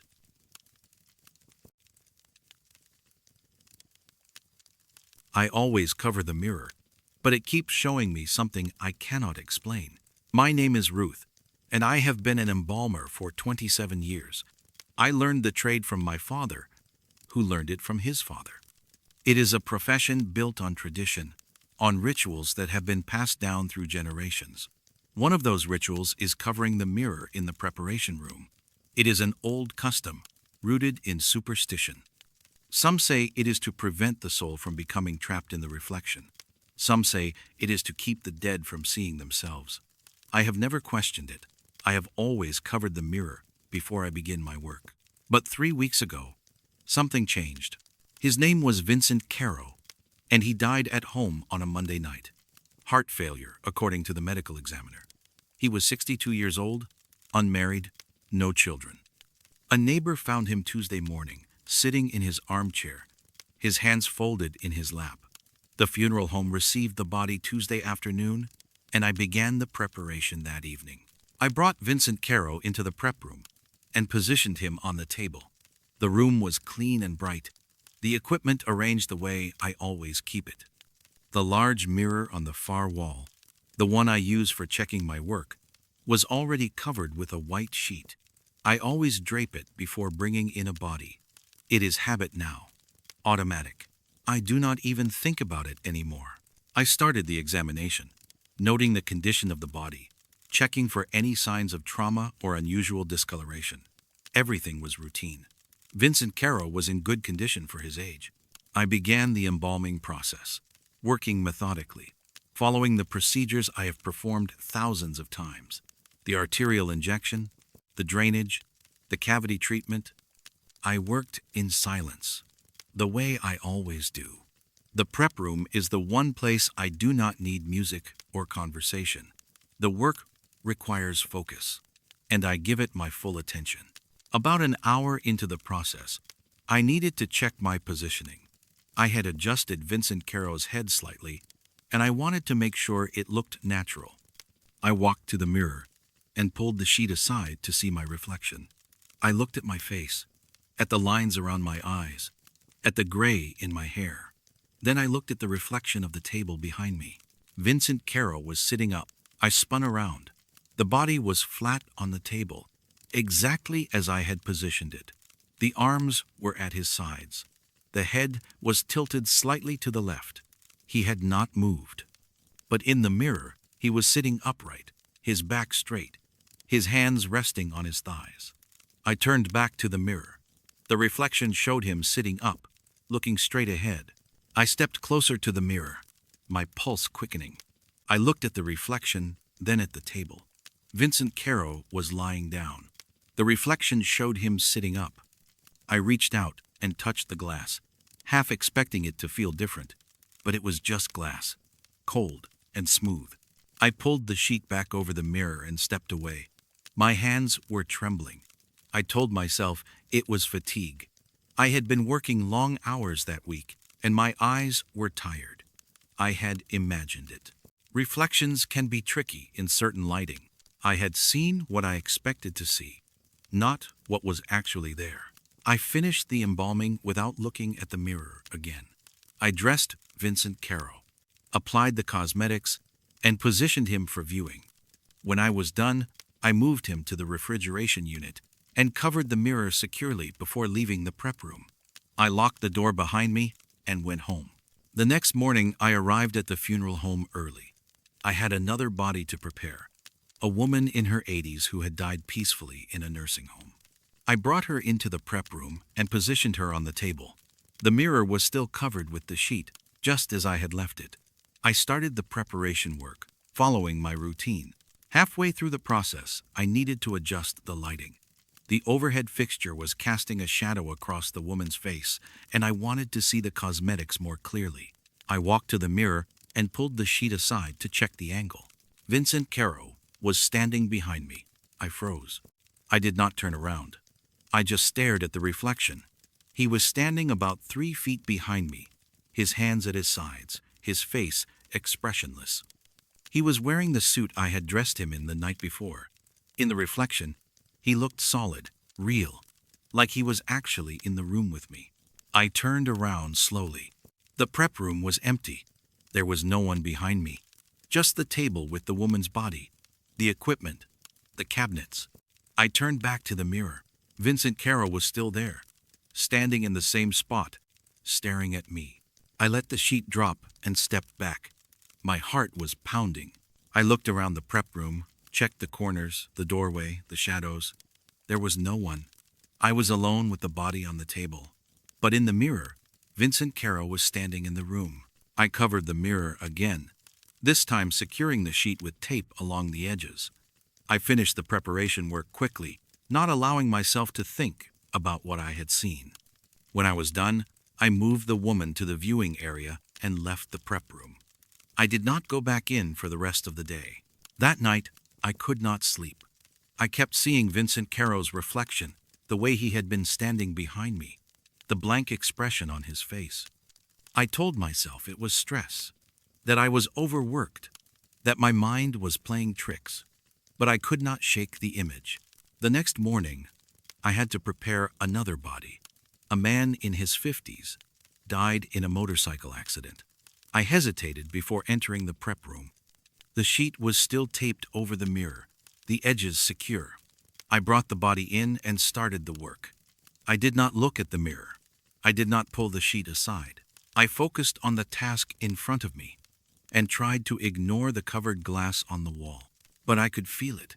I could feel the weight of the mirror behind me, the presence of something watching. I told myself I was being irrational. It was just a mirror. Mirrors do not watch. They only reflect. When I finished the preparation, I walked to the door without looking back. My hand was on the handle when I heard it. A soft sound, like fabric sliding against glass. I turned around. The sheet had fallen. It was lying on the floor beneath the mirror, the tape still attached to the edges. The mirror was uncovered, the glass reflecting the prep room in perfect detail. And in the reflection, Vincent Carroll was sitting on the edge of the table, his legs dangling, his hands folded in his lap. He was looking at me. I stared at the reflection. The table in the real room was empty. The body I had just prepared was already in the viewing area. But in the mirror, Vincent Carroll was sitting there, as solid and real as if he had never died. I walked closer to the mirror. Vincent Carroll's reflection did not move. He just sat there, watching me. I reached out and touched the glass. It was cold. I looked at my own reflection. I looked tired, pale, my eyes wide. But behind me, in the reflection, Vincent Carroll was sitting on the table. I turned around. The table was empty. I covered the mirror again, this time using an entire bedsheet and securing it with duct tape. I taped the edges, the corners, every inch of the perimeter. When I was finished, the mirror was completely sealed. I stepped back and looked at it. The white sheet hung flat against the wall, not a gap or a wrinkle. I left the prep room and locked the door. I told my supervisor I needed to take a few days off. He did not ask questions. I think he could see something was wrong. I stayed home for 3 days. I did not think about the prep room, did not think about the mirror. I tried to rest, to convince myself that everything would be normal when I returned. On the 4th day, I went back to work. The prep room door was unlocked. I opened it slowly and stepped inside. The sheet was still taped over the mirror, exactly as I had left it. I walked to the table and started preparing for the next body. I worked quickly, efficiently, not allowing myself to think about the mirror. But I could feel it. I could feel it behind me, covered but present. And I knew, even without looking, that Vincent Carroll was there, sitting or standing or watching, waiting. I have been working with the sheet over the mirror for 2 weeks now. I have not uncovered it. I have not checked my work in the reflection. I complete the preparations and move the bodies to the viewing area without ever turning around to look. But every morning when I enter the prep room, I find the sheet on the floor. The tape is still attached, The edges still sealed, but the sheet is lying on the ground, and the mirror is uncovered. And every morning, I cover it again. I do not look at the reflection anymore. I do not let myself see what is standing behind me, because I know he is there. Vincent Caro, sitting on the table, standing in the corner, watching me work. I do not know why he is in the mirror. I do not know what he wants. I do not know if he will ever leave. But I cover the mirror every day, and every day it uncovers itself.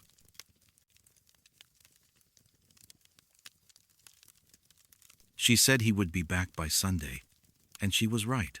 My name is Lowe, Director Lowe, and I have overseen hundreds of burials in my 22 years as a funeral director. I know the rhythms of grief, the patterns of mourning. I know what families say at graveside, how they react, how they process loss. But I have never heard a widow say what Helen Driscoll said at her husband's burial. And I have never seen a grave disturbed the way hers was. The funeral was on a Thursday afternoon in mid-September. Thomas Driscoll, 69 years old, died after a brief illness. Cancer, aggressive and fast. His wife Helen had made all the arrangements herself, calm and methodical, as if she had been preparing for this for a long time. The service was small, just a handful of friends and family, and the burial was scheduled for grave 44E in the older section of Elmwood Cemetery. I arrived early to oversee the setup. The burial crew had already lowered the vault into the ground and positioned the lowering device over the grave. The tent was in place. The chairs were arranged. Everything was ready. At 2 o'clock, the hearse arrived, and we transferred the casket to the graveside. The service was brief. The minister spoke for about 15 minutes, reading from Scripture and offering words of comfort. Helen sat in the front row, her hands folded in her lap, her face composed. She did not cry.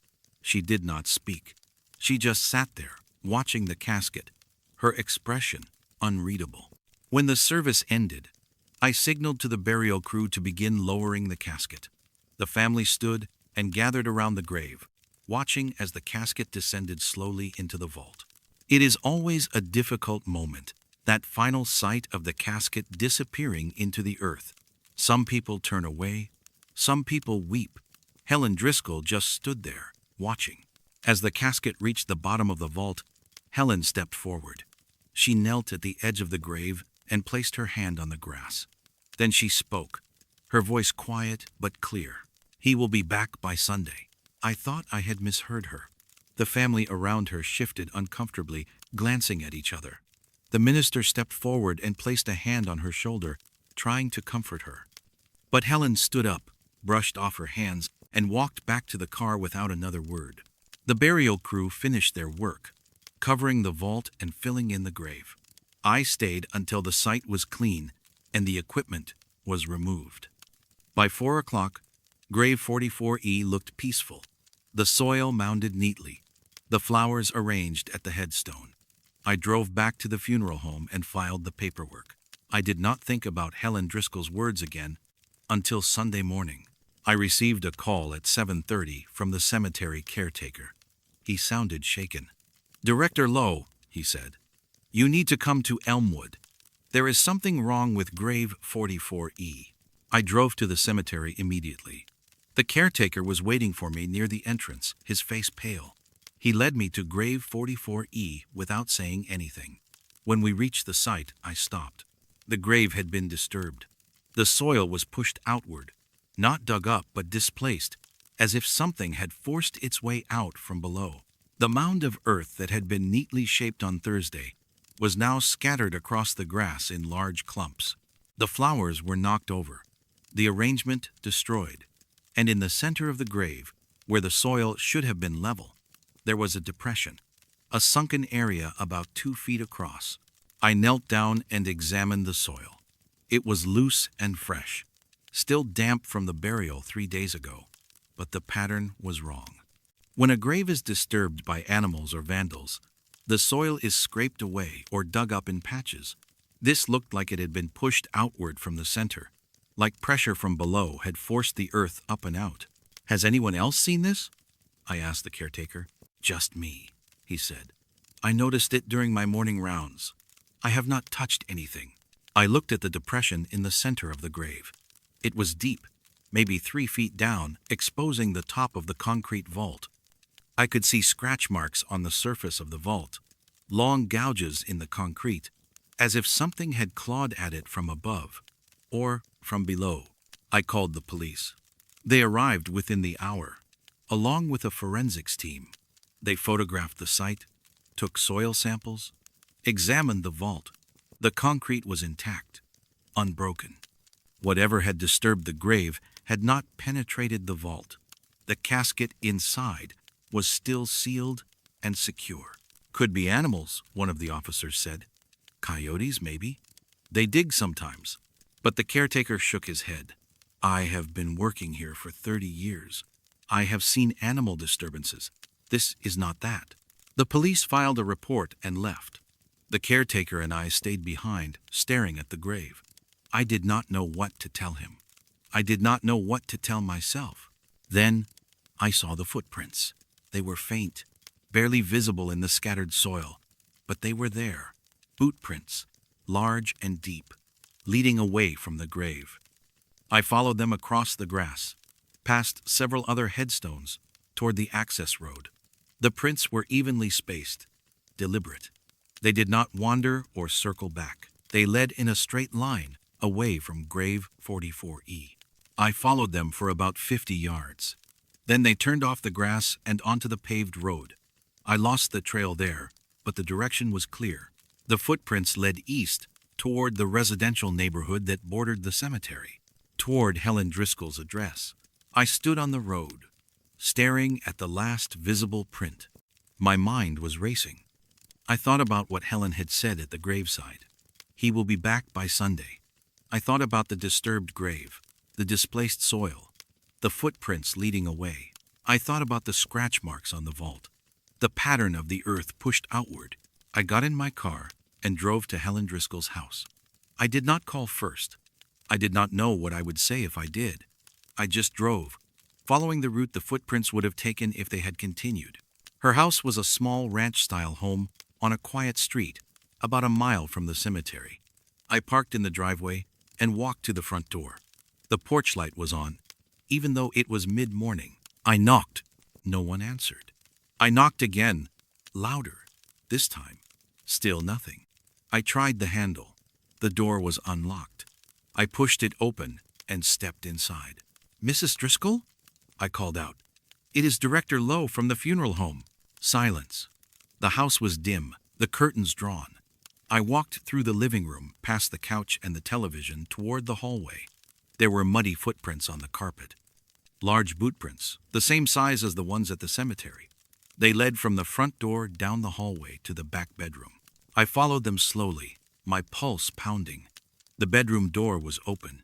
I stepped inside and saw Helen Driscoll sitting on the edge of the bed.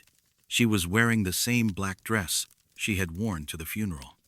Her hands were folded in her lap.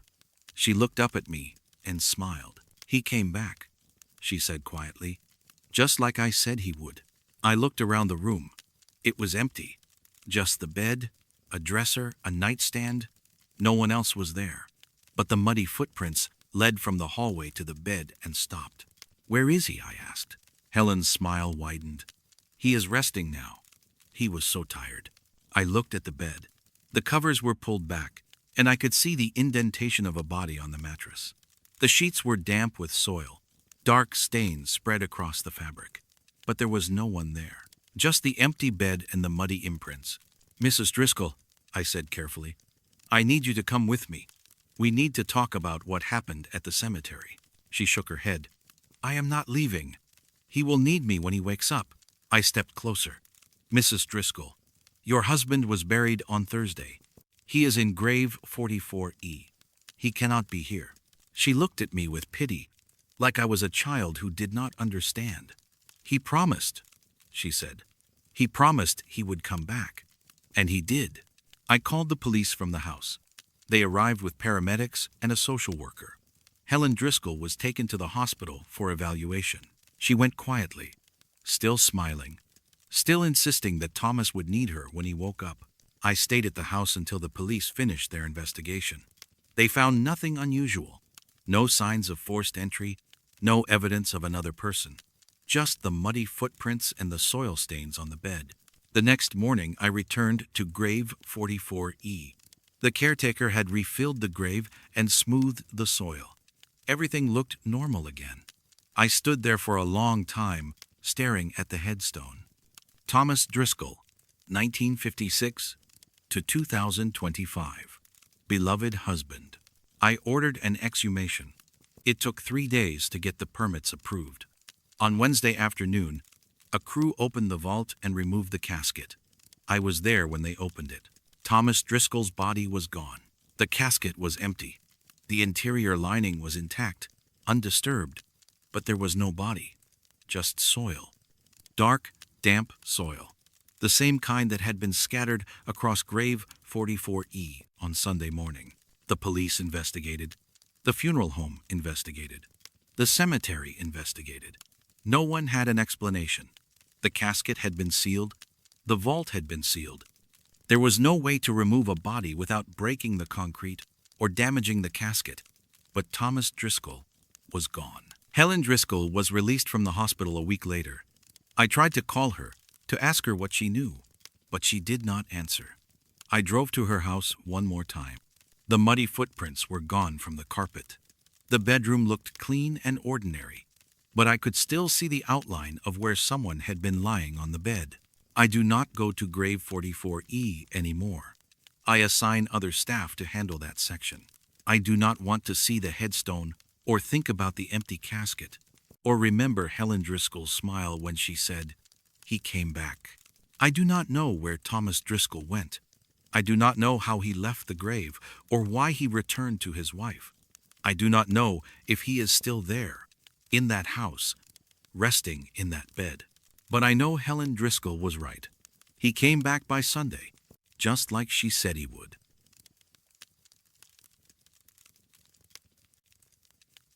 She called to arrange her own funeral 4 days after she died. My name is Simone, and I have been a funeral planner for 16 years. I have arranged thousands of services, and I have learned to navigate the delicate balance of grief and logistics with care. I have sat with widows and widowers, with children who have lost parents, with parents who have lost children. I have heard every kind of request, every kind of story. But I have never had someone arrange their own funeral after they were already dead. Not until Margaret Hollis called me. The first call came on a Monday afternoon in early October. It was just after 2 o'clock, and I was reviewing paperwork when the phone rang. I answered on the second ring. Evergreen Funeral Home, this is Simone speaking. How may I help you? Hello? A woman's voice said. She sounded elderly, her voice soft and measured. I would like to arrange a funeral for my husband. Of course, I said, pulling out a blank intake form. I am very sorry for your loss. Can I start by getting your name? Margaret Hollis, she said. My husband's name was Edward Hollis. He passed away last Friday. I made notes as she spoke. Margaret Hollis gave me all the details with remarkable clarity. Edward had been 74 years old. He had died at home, peacefully, in his sleep. She wanted a simple service, nothing elaborate. A viewing on Thursday afternoon, a funeral on Friday morning, burial at Greenfield Cemetery. She had specific preferences for the flowers, the casket, the music. She wanted Amazing Grace played at the service. She wanted white lilies, no roses. She wanted the casket to be oak, with brass handles. I took down every detail, writing carefully. Margaret Hollis was calm and composed, her instructions precise. She gave me her contact information, her address, her phone number. When we finished, the arrangement was complete. I told her I would prepare the paperwork and call her the next day to finalize everything. Thank you, she said. I appreciate your help. She hung up, and I filed the paperwork with the rest of the week's arrangements. I did not think about the call again until Tuesday morning. I was preparing the contracts for Margaret Hollis when my assistant came to my office. Simone, she said quietly, I need to talk to you about something. I looked up. She was holding a death certificate, her expression uncertain. What is it? She handed me the certificate. This came in this morning from the county. Margaret Hollis. Died last Thursday. Natural causes. I stared at the certificate. Margaret Hollis. Date of death October 3rd, 2025. Last Thursday. 4 days before she called me. This has to be a mistake, I said. I spoke to Margaret Hollis yesterday. She arranged her husband's funeral. My assistant shook her head. I double-checked. This is the right person. Same address, same date of birth. She died last Thursday. I looked at the phone number Margaret had given me. I dialed it. It rang 4 times, then went to voicemail. A woman's voice, soft and measured. You have reached Margaret and Edward Hollis. We cannot come to the phone right now, but please leave a message. I hung up without leaving a message. I looked at the intake form, at the notes I had written during the call. Everything was there. Margaret Hollis had given me detailed instructions for her husband's funeral. She had spoken clearly, calmly, deliberately. She had been alive on the phone. But according to the death certificate, she had been dead for 4 days. I drove to the address Margaret had given me. It was a small house in a quiet neighborhood, an older ranch-style home with a well-kept lawn. I parked in the driveway and walked to the front door. There was a wreath hanging on the door, black ribbon tied in a bow. I knocked. No one answered. I knocked again, louder. Still nothing. I tried the handle. The door was locked. I walked around to the back of the house and peered through the windows.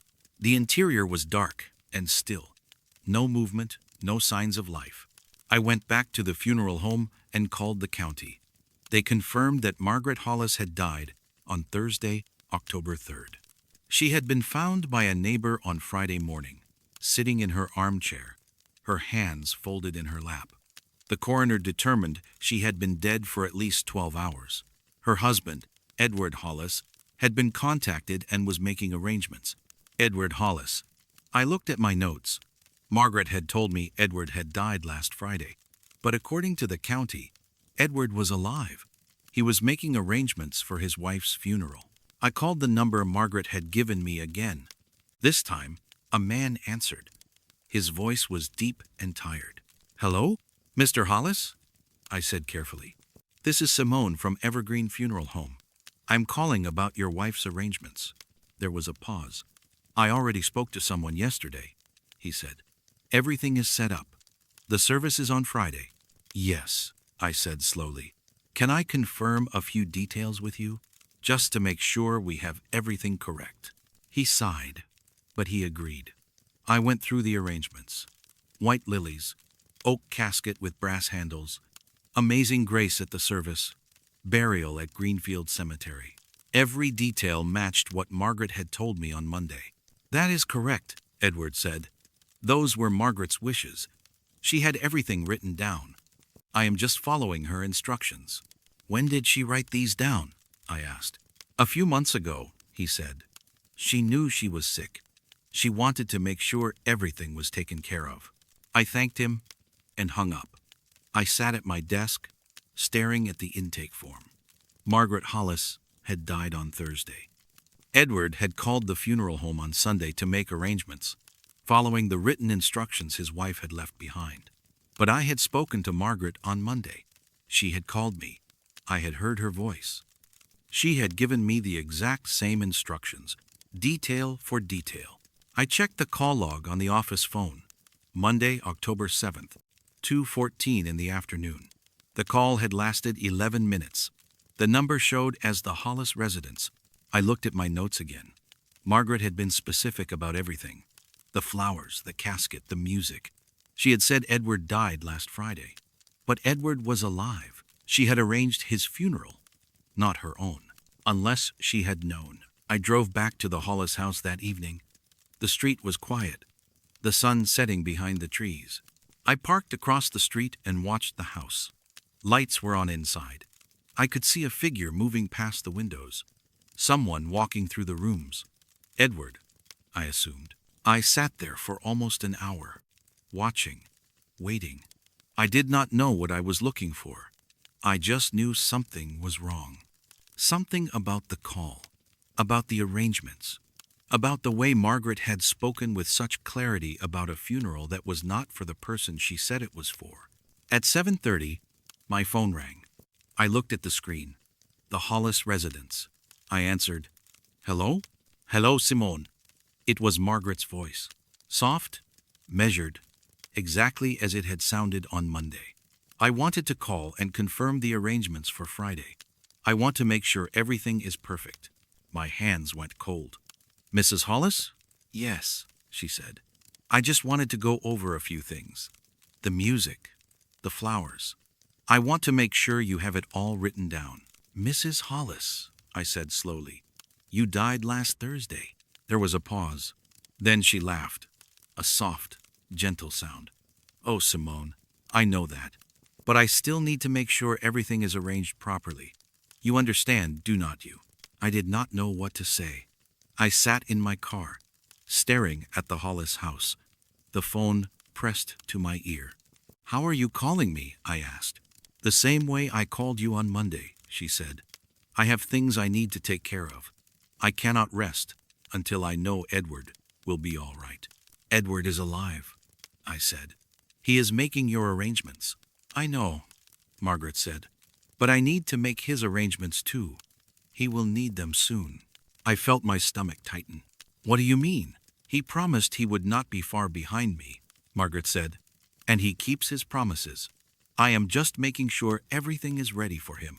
The same service I am having, the same flowers, the same music.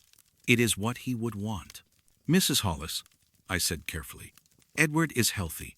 He is alive. He does not need funeral arrangements right now." She sighed, a sad, distant sound. "Write it down, Simone. Please, I need you to write it all down. Edward Hollis. White lilies. Oak casket. Amazing grace. Burial next to me at Greenfield Cemetery. Can you do that for me?" I looked at the intake form on the passenger seat, the one I had filled out on Monday. Every detail Margaret was repeating now was already there, written in my handwriting. The arrangements she had given me on Monday were not for Edward as he was then. They were for Edward as he would be. "I will write it down," I said quietly. "Thank you," Margaret said. "I knew I could count on you." The line went dead. I sat in the car for a long time, staring at the house. The lights were still on. I could see Edward moving past the windows, going about his evening. He looked fine, healthy, alive. Margaret's funeral was on Friday, just as we had arranged. Edward attended, along with a small group of friends and family. He sat in the front row, his face drawn, his eyes red. The service went exactly as planned. White lilies, oak casket, amazing grace. I stood at the back of the chapel and watched. Edward approached me after the service. He shook my hand and thanked me for taking care of everything. "Margaret would have been happy," he said. "You followed her instructions perfectly." "Your wife was very specific," I said. He nodded. "She always was. She planned everything, even this." He left with the family, and we proceeded to Greenfield Cemetery for the burial. The grave had been prepared in advance, next to an empty plot with a double headstone. Margaret Hollis on the left, Edward Hollis on the right, with only his birth year engraved. 1951. I watched as they lowered Margaret's casket into the ground. Edward stood at the edge of the grave, his hands clasped in front of him. He looked tired, older than he had at the service. When the burial was finished, he thanked me again and walked slowly to his car. That was Friday. On Monday morning, I received a call from the county. Edward Hollis had died on Sunday morning. Natural causes. He had been found in his armchair, his hands folded in his lap, exactly the way Margaret had been found. The neighbor who found him called me that afternoon. "He asked me to call you," she said. "He left a note. It said to use the arrangements Margaret made. Everything is already written down." I pulled out the intake form from the previous Monday. Margaret Hollis's call. The arrangements for Edward. White lilies. Oak casket. Amazing Grace. Burial. At Greenfield Cemetery, next to his wife. I scheduled the service for the following Friday. The same chapel, the same music, the same flowers. I followed every instruction Margaret had given me, exactly as she had specified. The service went perfectly. Edward was buried next to Margaret, just as she had planned. The double headstone now had both dates filled in. Margaret Hollis, 1953 to 2025. Edward Hollis, 1951 to 2025. I stood at the grave after everyone left, staring at the headstone. Margaret had arranged her husband's funeral 4 days after she died. She had called me, given me detailed instructions, made sure everything would be ready. She had known. Somehow, she had known. I have not received any more calls from Margaret Hollis. The number goes to voicemail now. The same message as before. You have reached Margaret and Edward Hollis. We cannot come to the phone right now, but please leave a message. But sometimes, late at night when I am alone in the office, the phone rings. I see the Hollis residence on the caller ID. I do not answer anymore. I let it go to voicemail, but I can hear it ringing in the empty office. Persistent, patient. I do not know if Margaret is still calling. I do not know if she has more arrangements to make, more funerals to plan. But I keep the intake form in my desk drawer, just in case. Because I know now that some people plan ahead further than we think. Some people make arrangements that go beyond what we can see or understand. And some people call even after they are gone, making sure everything is taken care of, making sure their loved ones will not be far behind. I hear the phone ring sometimes. I see the name on the screen, Margaret Hollis. I do not answer, but I know she is still there, on the other end of the line, waiting to make sure everything is arranged properly, waiting to tell me who is next.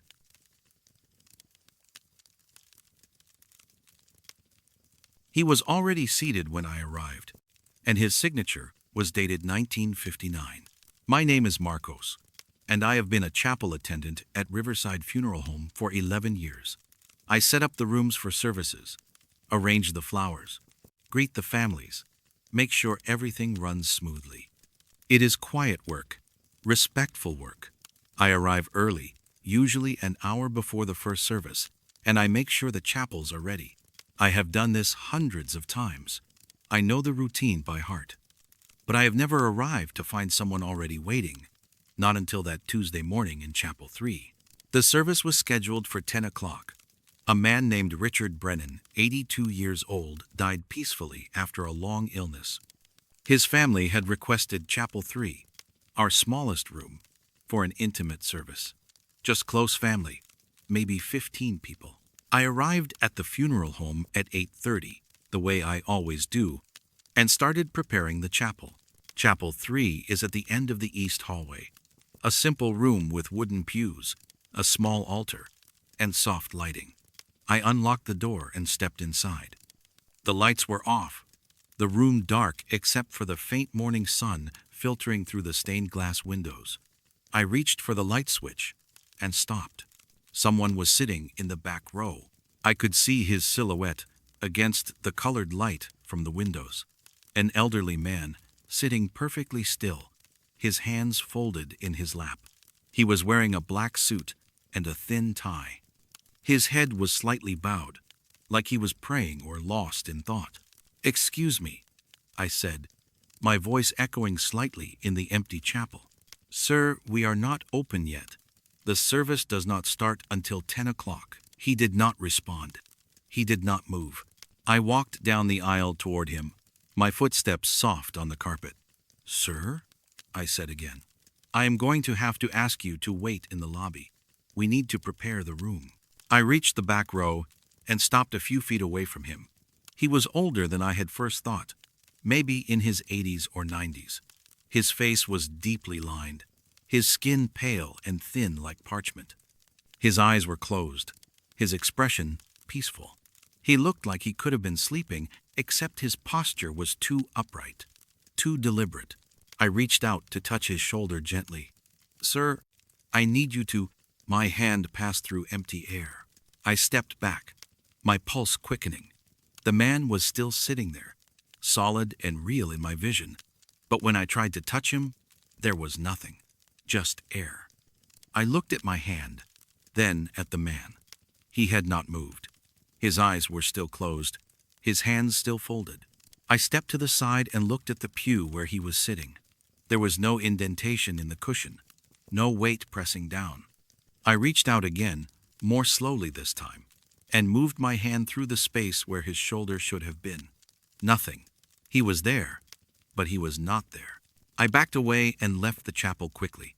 I walked down the hallway to the front office, where my supervisor was reviewing the day's schedule. "There is someone in Chapel 3, I said. "An elderly man. He is sitting in the back row, and he will not respond to me." My supervisor looked up. "Did you ask him to wait in the lobby?" "I tried," I said. "But he is not real. I mean, he looks real, but when I tried to touch him, there was nothing there." My supervisor frowned. He stood up and followed me back to Chapel 3. We walked down the hallway together and entered the chapel. I pointed to the back row. "Right there," I said. "In the corner." My supervisor looked at the pew. "Marcos, there is no one there." I stared at the seat. The elderly man was still sitting there, his hands folded, his eyes closed. "You do not see him?" "See who?" my supervisor said. "The pew is empty." I walked closer, my eyes locked on the figure. He was as clear to me as my supervisor standing beside me. But my supervisor was looking at an empty seat, his expression confused. "He is right there," I said, pointing. "Black suit, thin tie. He is sitting with his hands folded." My supervisor shook his head. "Marcos, I do not see anyone. Are you feeling all right?" I did not answer. I just stood there, staring at the man in the back row. He had not moved. He had not opened his eyes. He was just sitting there, waiting. My supervisor told me to take a break, to get some air. I nodded and left the chapel, but I did not leave the building.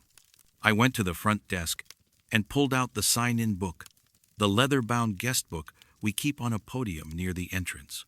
Families and visitors sign in when they arrive for services. I flipped through the pages, looking for any recent entries. The last signature was from Saturday, a service we had held that weekend. Then I saw it. A signature at the bottom of the page, written in faint, spidery handwriting. The ink was old, faded to a pale brown. The name read Thomas Everett, and beneath the name, the date, November 12th, 1959. I stared at the signature. 1959. 66 years ago. But the ink looked fresh enough to have been written recently. I ran my finger over it, and the ink did not smudge. It was dry, set into the paper like it had been there for decades. I looked at the other signatures on the page. All of them were recent, written in black or blue ink, dated within the last 2 weeks, except for Thomas Everett, November 12th, 1959. I took the book with me and went back to Chapel 3. The elderly man was still sitting in the back row. I walked down the aisle and stopped a few feet from him. "Mr. Everett?" I said quietly. His eyes opened. They were pale blue, almost colorless, and they were staring directly at me. Not through me, not past me, at me. He blinked slowly, and a faint smile touched his lips. "Thank you for letting me stay," he said. His voice was soft, rasping, like it had not been used in a long time. I always liked Chapel 3. I did not know what to say. I just stood there, holding the guest book, staring at him. He looked at me for a moment longer, then closed his eyes again. His hands remained folded in his lap. "Mr. Everett," I said, "why are you here?" He did not open his eyes. "I am waiting," he said simply. "Waiting for what?" "For the service to start." I looked at the empty chapel. "The service is not for you. It is for Richard Brennan." Thomas Everett smiled again, a sad, distant expression. "I know," he said, "but I have been waiting so long. I thought I might as well stay." I did not know what to do. I left the chapel and found my supervisor again. I showed him the guest book, pointed to the signature. He examined it, his brow furrowed. "This is strange," he said, "but it is probably just an old entry. Someone must have signed the book years ago, and we did not notice." "But I saw him," I said. "He is sitting in Chapel 3 right now." He spoke to me. My supervisor looked at me with concern. "Marcos, I think you should go home. Get some rest. I will handle the service this morning." I wanted to argue, but I did not. I left the funeral home and drove home, but I could not stop thinking about Thomas Everett, about the way he had looked at me, the way he had spoken. I have been waiting so long. I went back to the funeral home the next day. Chapel 3 had a service scheduled for 2 o'clock, a woman in her 70s. I arrived early and walked to the chapel. The lights were off. I turned them on and looked at the back row. Thomas Everett was sitting there. Same seat, same posture, same black suit. His eyes were closed. His hands were folded. He looked exactly the way he had the day before. I walked down the aisle and sat in the pew in front of him. "Mr. Everett," I said, "how long have you been here?" He opened his eyes slowly. "A long time," he said. "I do not remember exactly."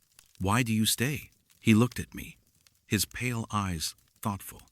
"I was supposed to have a service here," he said, "in Chapel 3, November 12, 1959.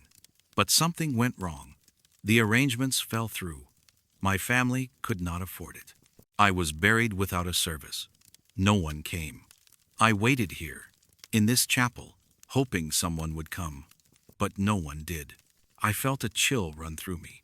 "You have been waiting here since 1959? He nodded. "I thought if I waited long enough, someone would come. Someone would say the words. Someone would remember." I did not know what to say. I just sat there looking at him.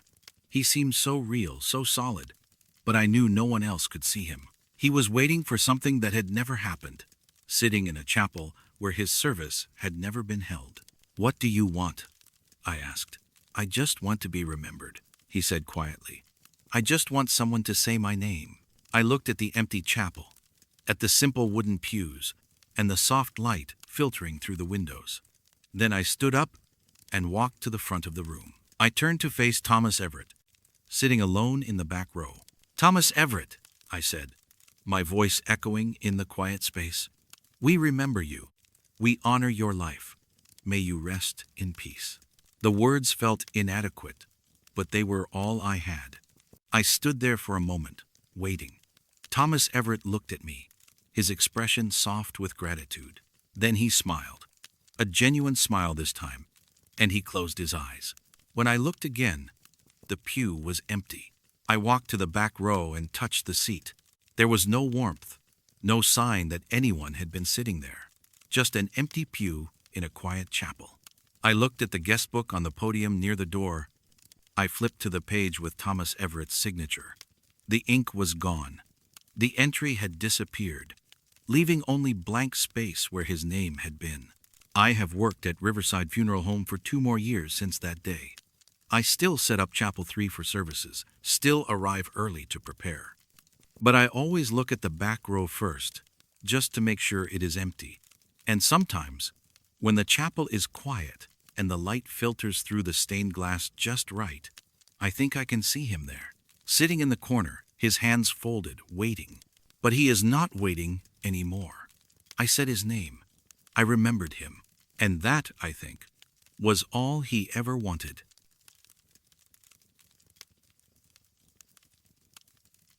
Halfway to the morgue, I heard him exhale, and the seatbelt was unbuckled. "My name is Lena, and I have been a mortuary transport technician for 8 years. I pick up bodies from hospitals, nursing homes, private residences, anywhere someone has died, and I transport them to the funeral homes or medical examiners who will handle them next. It is straightforward work. You treat the deceased with respect, secure them properly, and drive carefully. I have made thousands of transports without incident. But last month, something happened that I still cannot explain. It was a Friday night, just after 10 o'clock. I got a call from Mercy General Hospital. They had a body ready for transport to the county morgue. Male, mid-60s, Died of cardiac arrest in the emergency room. Standard procedure. I drove to the hospital, checked in at the loading dock, and met with the night staff. The deceased was a man named Leonard Pritchard. He had been brought to the ER that evening, already in cardiac arrest. The staff had worked on him for nearly 30 minutes, but they could not revive him. He was pronounced dead at 9:42. The hospital had completed their paperwork, and he was ready for transport. I wheeled the gurney into the room where they were keeping him. Leonard Pritchard was lying on a steel table, covered with a white sheet. I transferred him to the body bag, zipped it closed, and secured him to my gurney with 3 straps. Standard procedure. I always use 3 straps, one across the chest, one across the hips, one across the legs. It keeps the body stable during transport. I wheeled him out to my van and loaded the gurney inside. The van is equipped with a locking mechanism that holds the gurney in place during the drive. I secured it, checked the straps one more time, and closed the rear doors. Everything was in order. The drive from Mercy General to the county morgue takes about 40 minutes on a good night. I got in the van, started the engine, and pulled out of the hospital parking lot. The roads were mostly empty, just a few cars here and there. I had the radio on low, playing some old jazz station. I have learned that music helps on these late-night runs. It fills the silence. About 20 minutes into the drive, I was on the highway heading south. The road was dark, lined with trees on both sides. No streetlights, just my headlights cutting through the darkness. I was thinking about stopping for coffee, maybe pulling off at the next exit. Then I heard it. A long, slow exhale. It came from the back of the van. A breath, deep and deliberate, like someone letting out air after holding it in for a long time. I glanced in the rearview mirror, but I could not see anything. The partition between the front and back of the van blocks most of the view. Just darkness. I told myself it was nothing. Bodies release gases sometimes. It is a normal part of decomposition. Air trapped in the lungs can escape, making sounds that seem like breathing. I have heard it before. It is unsettling, but it is natural. I kept driving. The radio played softly. The highway stretched out ahead of me, empty and dark. Then I heard the sound of a seatbelt clicking open. I slammed on the brakes. The van skidded slightly, then came to a stop on the shoulder of the highway. I sat there, my hands gripping the steering wheel, my pulse pounding in my ears. The seatbelt. I had strapped Leonard Pritchard to the gurney with 3 restraints. There were no seatbelts in the back of the van. The sound should not have been there. I turned off the radio. The van was completely silent. I could hear my own breathing, fast and shallow. I stared at the partition, waiting. Nothing. I got out of the van slowly and walked to the rear doors. I stood there for a moment, my hand on the handle, trying to calm myself. Then I opened the doors. The gurney was still locked in place. The body bag was still zipped, but the straps were different. The one across the chest was loose, hanging to the side. The one across the hips was still secure. The one across the legs was tight. I stared at the straps. I had checked them before I left the hospital. All 3 had been tight, properly secured. But now the chest strap was hanging loose, like someone had unbuckled it. I reached out and touched the strap. The buckle was open, the metal clasp unhooked. I looked at the body bag. It had not moved. Leonard Pritchard was lying flat, the zipper still closed from head to toe, but the strap was undone. I refastened it, pulling it tight across the chest. I checked the other 2 straps. Both were secure. I stood there for a moment, staring at the body bag, waiting for something to happen. Nothing did. I closed the doors and got back in the van. My hands were shaking. I started the engine and pulled back onto the highway.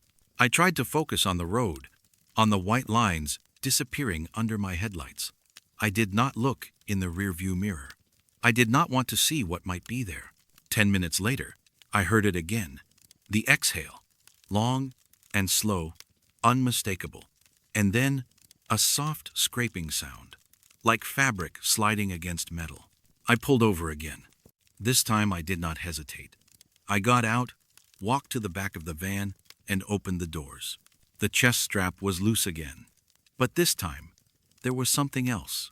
The body bag zipper was down. Not all the way, just a few inches, enough to expose the top of Leonard Pritchard's head. I could see his hair, gray and thinning, matted against his scalp. I stared at the zipper. I had zipped it all the way to the top before I left the hospital.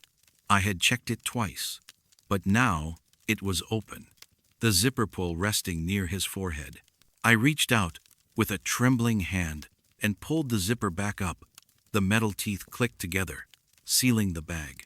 I tightened the chest strap again, pulling it as tight as I could. Then I checked the doors of the van, made sure they were locked, and got back in the driver's seat. I did not stop again.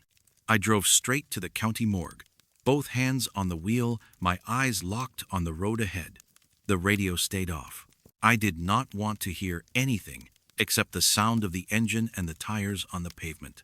When I arrived at the morgue, I parked under the loading dock lights and sat there for a moment, trying to steady my breathing. Then I got out and opened the rear doors. The gurney was in place. The straps were all secure. The body bag was zipped to the top, exactly as it should be. I stared at it, half expecting something to be different, but everything looked normal. I wheeled the gurney inside and handed Leonard Pritchard over to the night attendant. He signed the transfer paperwork, and I left without saying anything about what had happened. I did not know how to explain it. I still do not. When I got back to my van, I inspected the back. I ran my hand over the gurney, checked the straps, looked at the floor. That is when I saw them. Smudges on the interior door handle. Dark, damp smudges that looked like dirt. I touched one with my finger. It was moist, gritty. I lifted my hand to the light and saw the dark residue on my fingertip. Soil. I looked at the floor of the van. There were no dirt tracks, no footprints, just the smudges on the handle, as if someone had gripped it from the inside. I cleaned the van that night, scrubbing the handle until the smudges were gone. I checked every inch of the interior, looking for anything else unusual. There was nothing, just the faint smell of disinfectant and the cold metal of the gurney. I have made dozens of transports since that night. I still use the same van, the same equipment, the same procedures, but I do not drive alone anymore. I always bring a partner, even if it means splitting the pay. I do not want to be alone in the van at night. I do not want to hear that exhale again, or see those straps come loose, or find dirt on the handle where no dirt should be. I do not know what happened that night. I do not know if Leonard Pritchard was really dead when I loaded him into the van, or if something else was in the body bag with him. I do not know how the straps came loose, or how the zipper opened, but I know I heard him exhale. And I know the seatbelt clicked open, even though there was no seatbelt to click. I do not transport alone anymore. I will never transport alone again.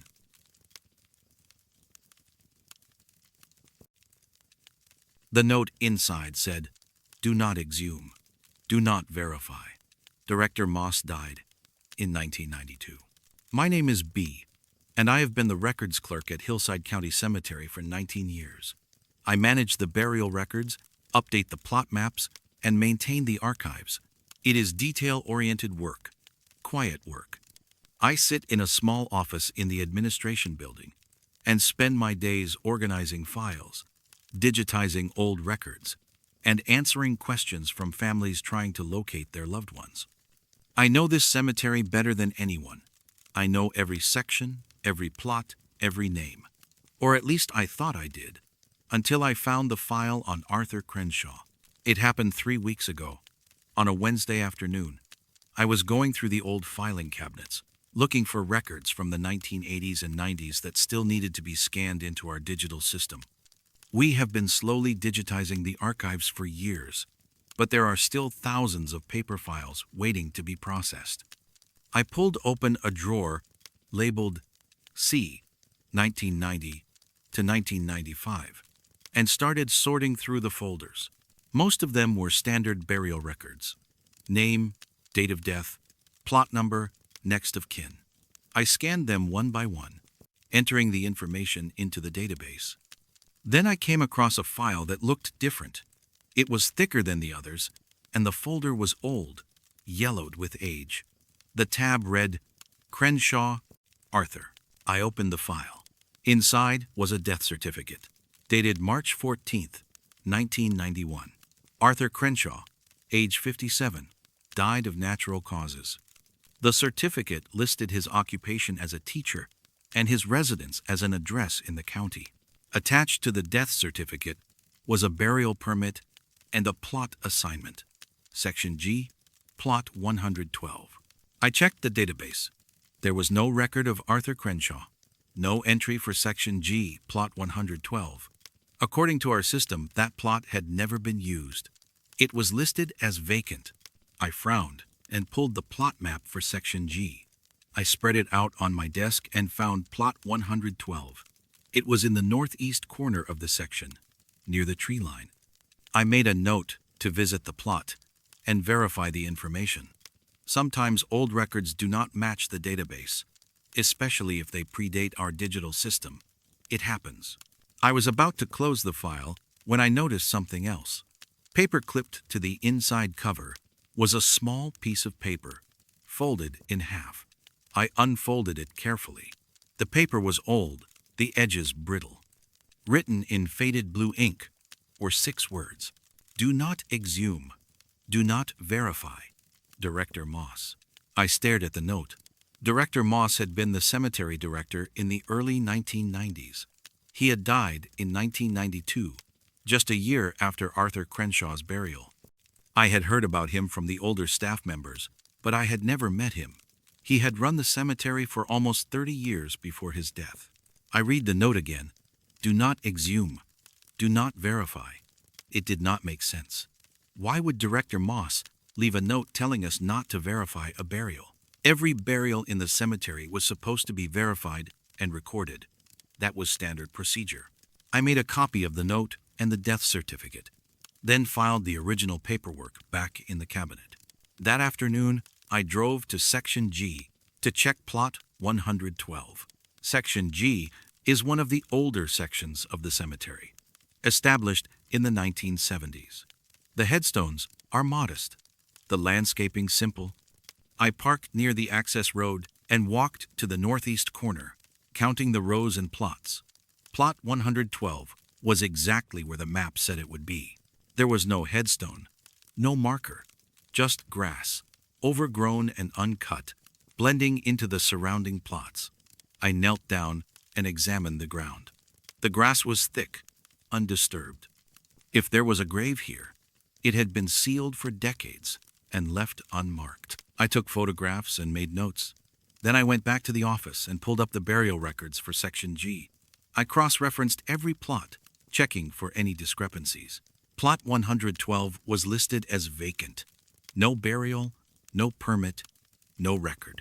But the file on Arthur Crenshaw said otherwise. I decided to contact the county health department to see if they had any records of the burial permit. They searched their archives and found a copy. Arthur Crenshaw, buried March 17, 1991. Section G, Plot 112, Hillside County Cemetery. The permit was signed by Director Moss. The burial had happened. It was documented, but our cemetery record said the plot was empty. I went back to the filing cabinet and pulled the Crenshaw file again. I read through every page, looking for anything I might have missed. The death certificate, the burial permit, the plot assignment. Everything was in order, except for the note. Do not exhume. Do not verify. Director Moss. I sat at my desk, staring at the note, trying to understand why would Director Moss tell us not to verify the burial? And why would he tell us not to exhume? I decided to do more research. I searched through the old staff records and found Director Moss's employment file. He had worked at the cemetery from 1963 until his death in 1992.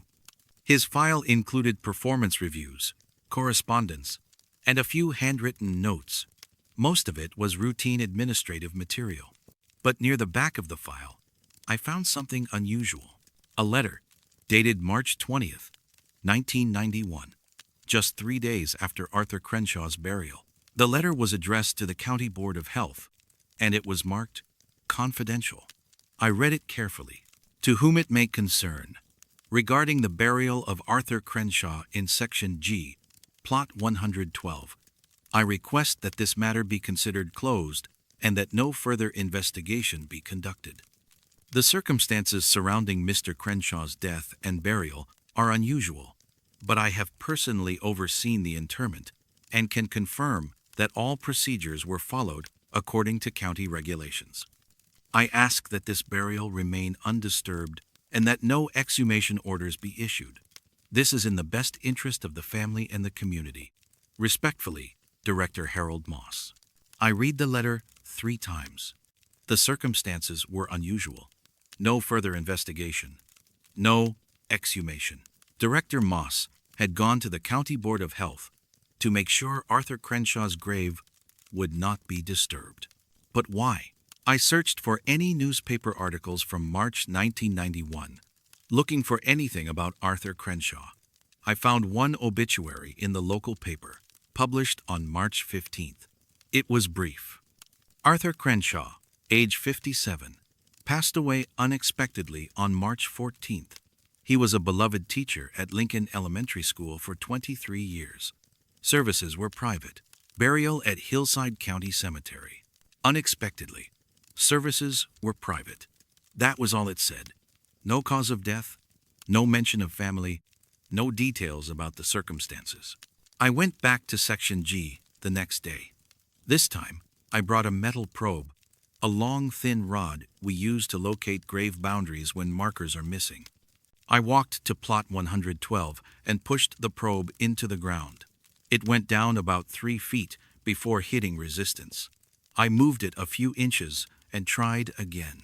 Same thing. Resistance. At about 3 feet. That was the depth of a burial vault. Arthur Crenshaw was buried there. The grave existed, even if there was no marker. I stood there for a long time, staring at the unmarked plot. The grass moved gently in the breeze. Birds called from the trees nearby. Everything looked peaceful, ordinary. But I could not shake the feeling that something was wrong. I went back to the office and called the current cemetery director. I explained what I had found. The file, the note, the letter to the county. He listened quietly, then asked me to send him copies of everything. 2 days later, he called me into his office. I spoke with the county, he said. They have records of the burial, but they also found something else. There was an investigation in March 1991. Arthur Crenshaw died under suspicious circumstances. The police were involved. What kind of circumstances? I asked. He hesitated. The report was sealed. But from what I could gather, there were questions about how he died. The medical examiner ruled it natural causes, but there were inconsistencies. Director Moss pushed to have the burial completed quickly and quietly. He told the county that the family wanted privacy and that further investigation would only cause more distress. And they agreed? Apparently, Director Moss had a lot of influence back then. He had been running this cemetery for almost 30 years. People trusted him. So what do? The director looked at me. We honor Director Moss's request. We do not exhume. We do not verify. We leave Arthur Crenshaw where he is. But what if something is wrong? I said. What if there is a reason the grave was never marked? What if Director Moss was covering something up? Maybe he was, the director said quietly. Or maybe he was protecting someone. Either way, it has been over 30 years. Arthur Crenshaw has been in the ground since 1991. Whatever happened back then, it is over now. Let it stay buried. I wanted to argue, but I did not. I went back to my office and filed the Crenshaw paperwork in the archives. I updated the database to show that Plot 112 in Section G was occupied, with a note that the burial was from 1991 and had no marker. Then I closed the file, but I could not stop thinking about it. I kept going back to that plot, standing at the edge of the unmarked grave, wondering what was buried there, wondering what Director Moss had known and why he had been so insistent that the grave remain undisturbed. Last week, I went to Section G again. It was late afternoon, the sun low in the sky, casting long shadows across the headstones. I walked to plot 112 and stood there, staring at the grass. The ground looked the same as it always did, peaceful, quiet. Then I noticed something. The grass directly over the plot was different. Not overgrown, like I had thought. It was shorter, neater, like it had been cut recently. But our groundskeeping crew does not cut unmarked plots. They focus on the maintained sections, the areas with headstones and regular visitors. I knelt down and touched the grass. It was freshly trimmed, the blades short and even. I looked around. Every other plot in the area was overgrown, the grass thick and wild. But plot 112 was neat, maintained. Someone had been tending this grave. I checked with the groundskeeping staff. None of them had cut the grass in Section G. I checked the visitor logs. No one had signed in to visit that section in months, but the grass was cut. Someone was maintaining the grave. I started visiting plot 112 every few days, checking to see if anything changed. The grass stayed short. Sometimes I would find small things placed near the edge of the plot.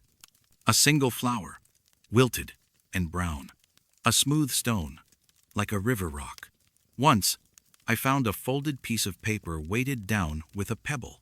I picked up the paper and unfolded it. Written in pencil, in shaky handwriting, were 3 words: I am sorry. I looked around. The cemetery was empty. No one was there. I folded the paper and put it in my pocket. When I got back to my office, I locked it in my desk drawer with the copy of Director Moss's note. I do not know who is tending Arthur Crenshaw's grave. I do not know who is leaving the flowers and the stones and the notes. I do not know what Director Moss was protecting or why the burial was so secretive. But I know that some graves hold more than just bodies. Some graves hold secrets, and some secrets are meant to stay buried. I have stopped visiting plot 112. I do my job, I maintain the records, and I leave the past alone. Director Moss left that note for a reason. Do not exhume. Do not verify. I am following his instructions. I am leaving Arthur Crenshaw where he is, in Section G, plot 112, under the grass that someone still tends, even after 34 years. I do not know what would happen if we exhumed that grave. I do not know what we would find, and I do not think I want to know. Some files should stay lost. Some notes should be heeded. Some graves should remain undisturbed. Director Moss knew that in 1991, and now, so do I. The file on Arthur Crenshaw is back in the cabinet, buried among thousands of other records. The note is still paper-clipped inside, faded but legible. Do not exhume. Do not verify. I will not. And I hope whoever comes after me will not either. Because some things are buried for a reason, and some reasons are better left unknown.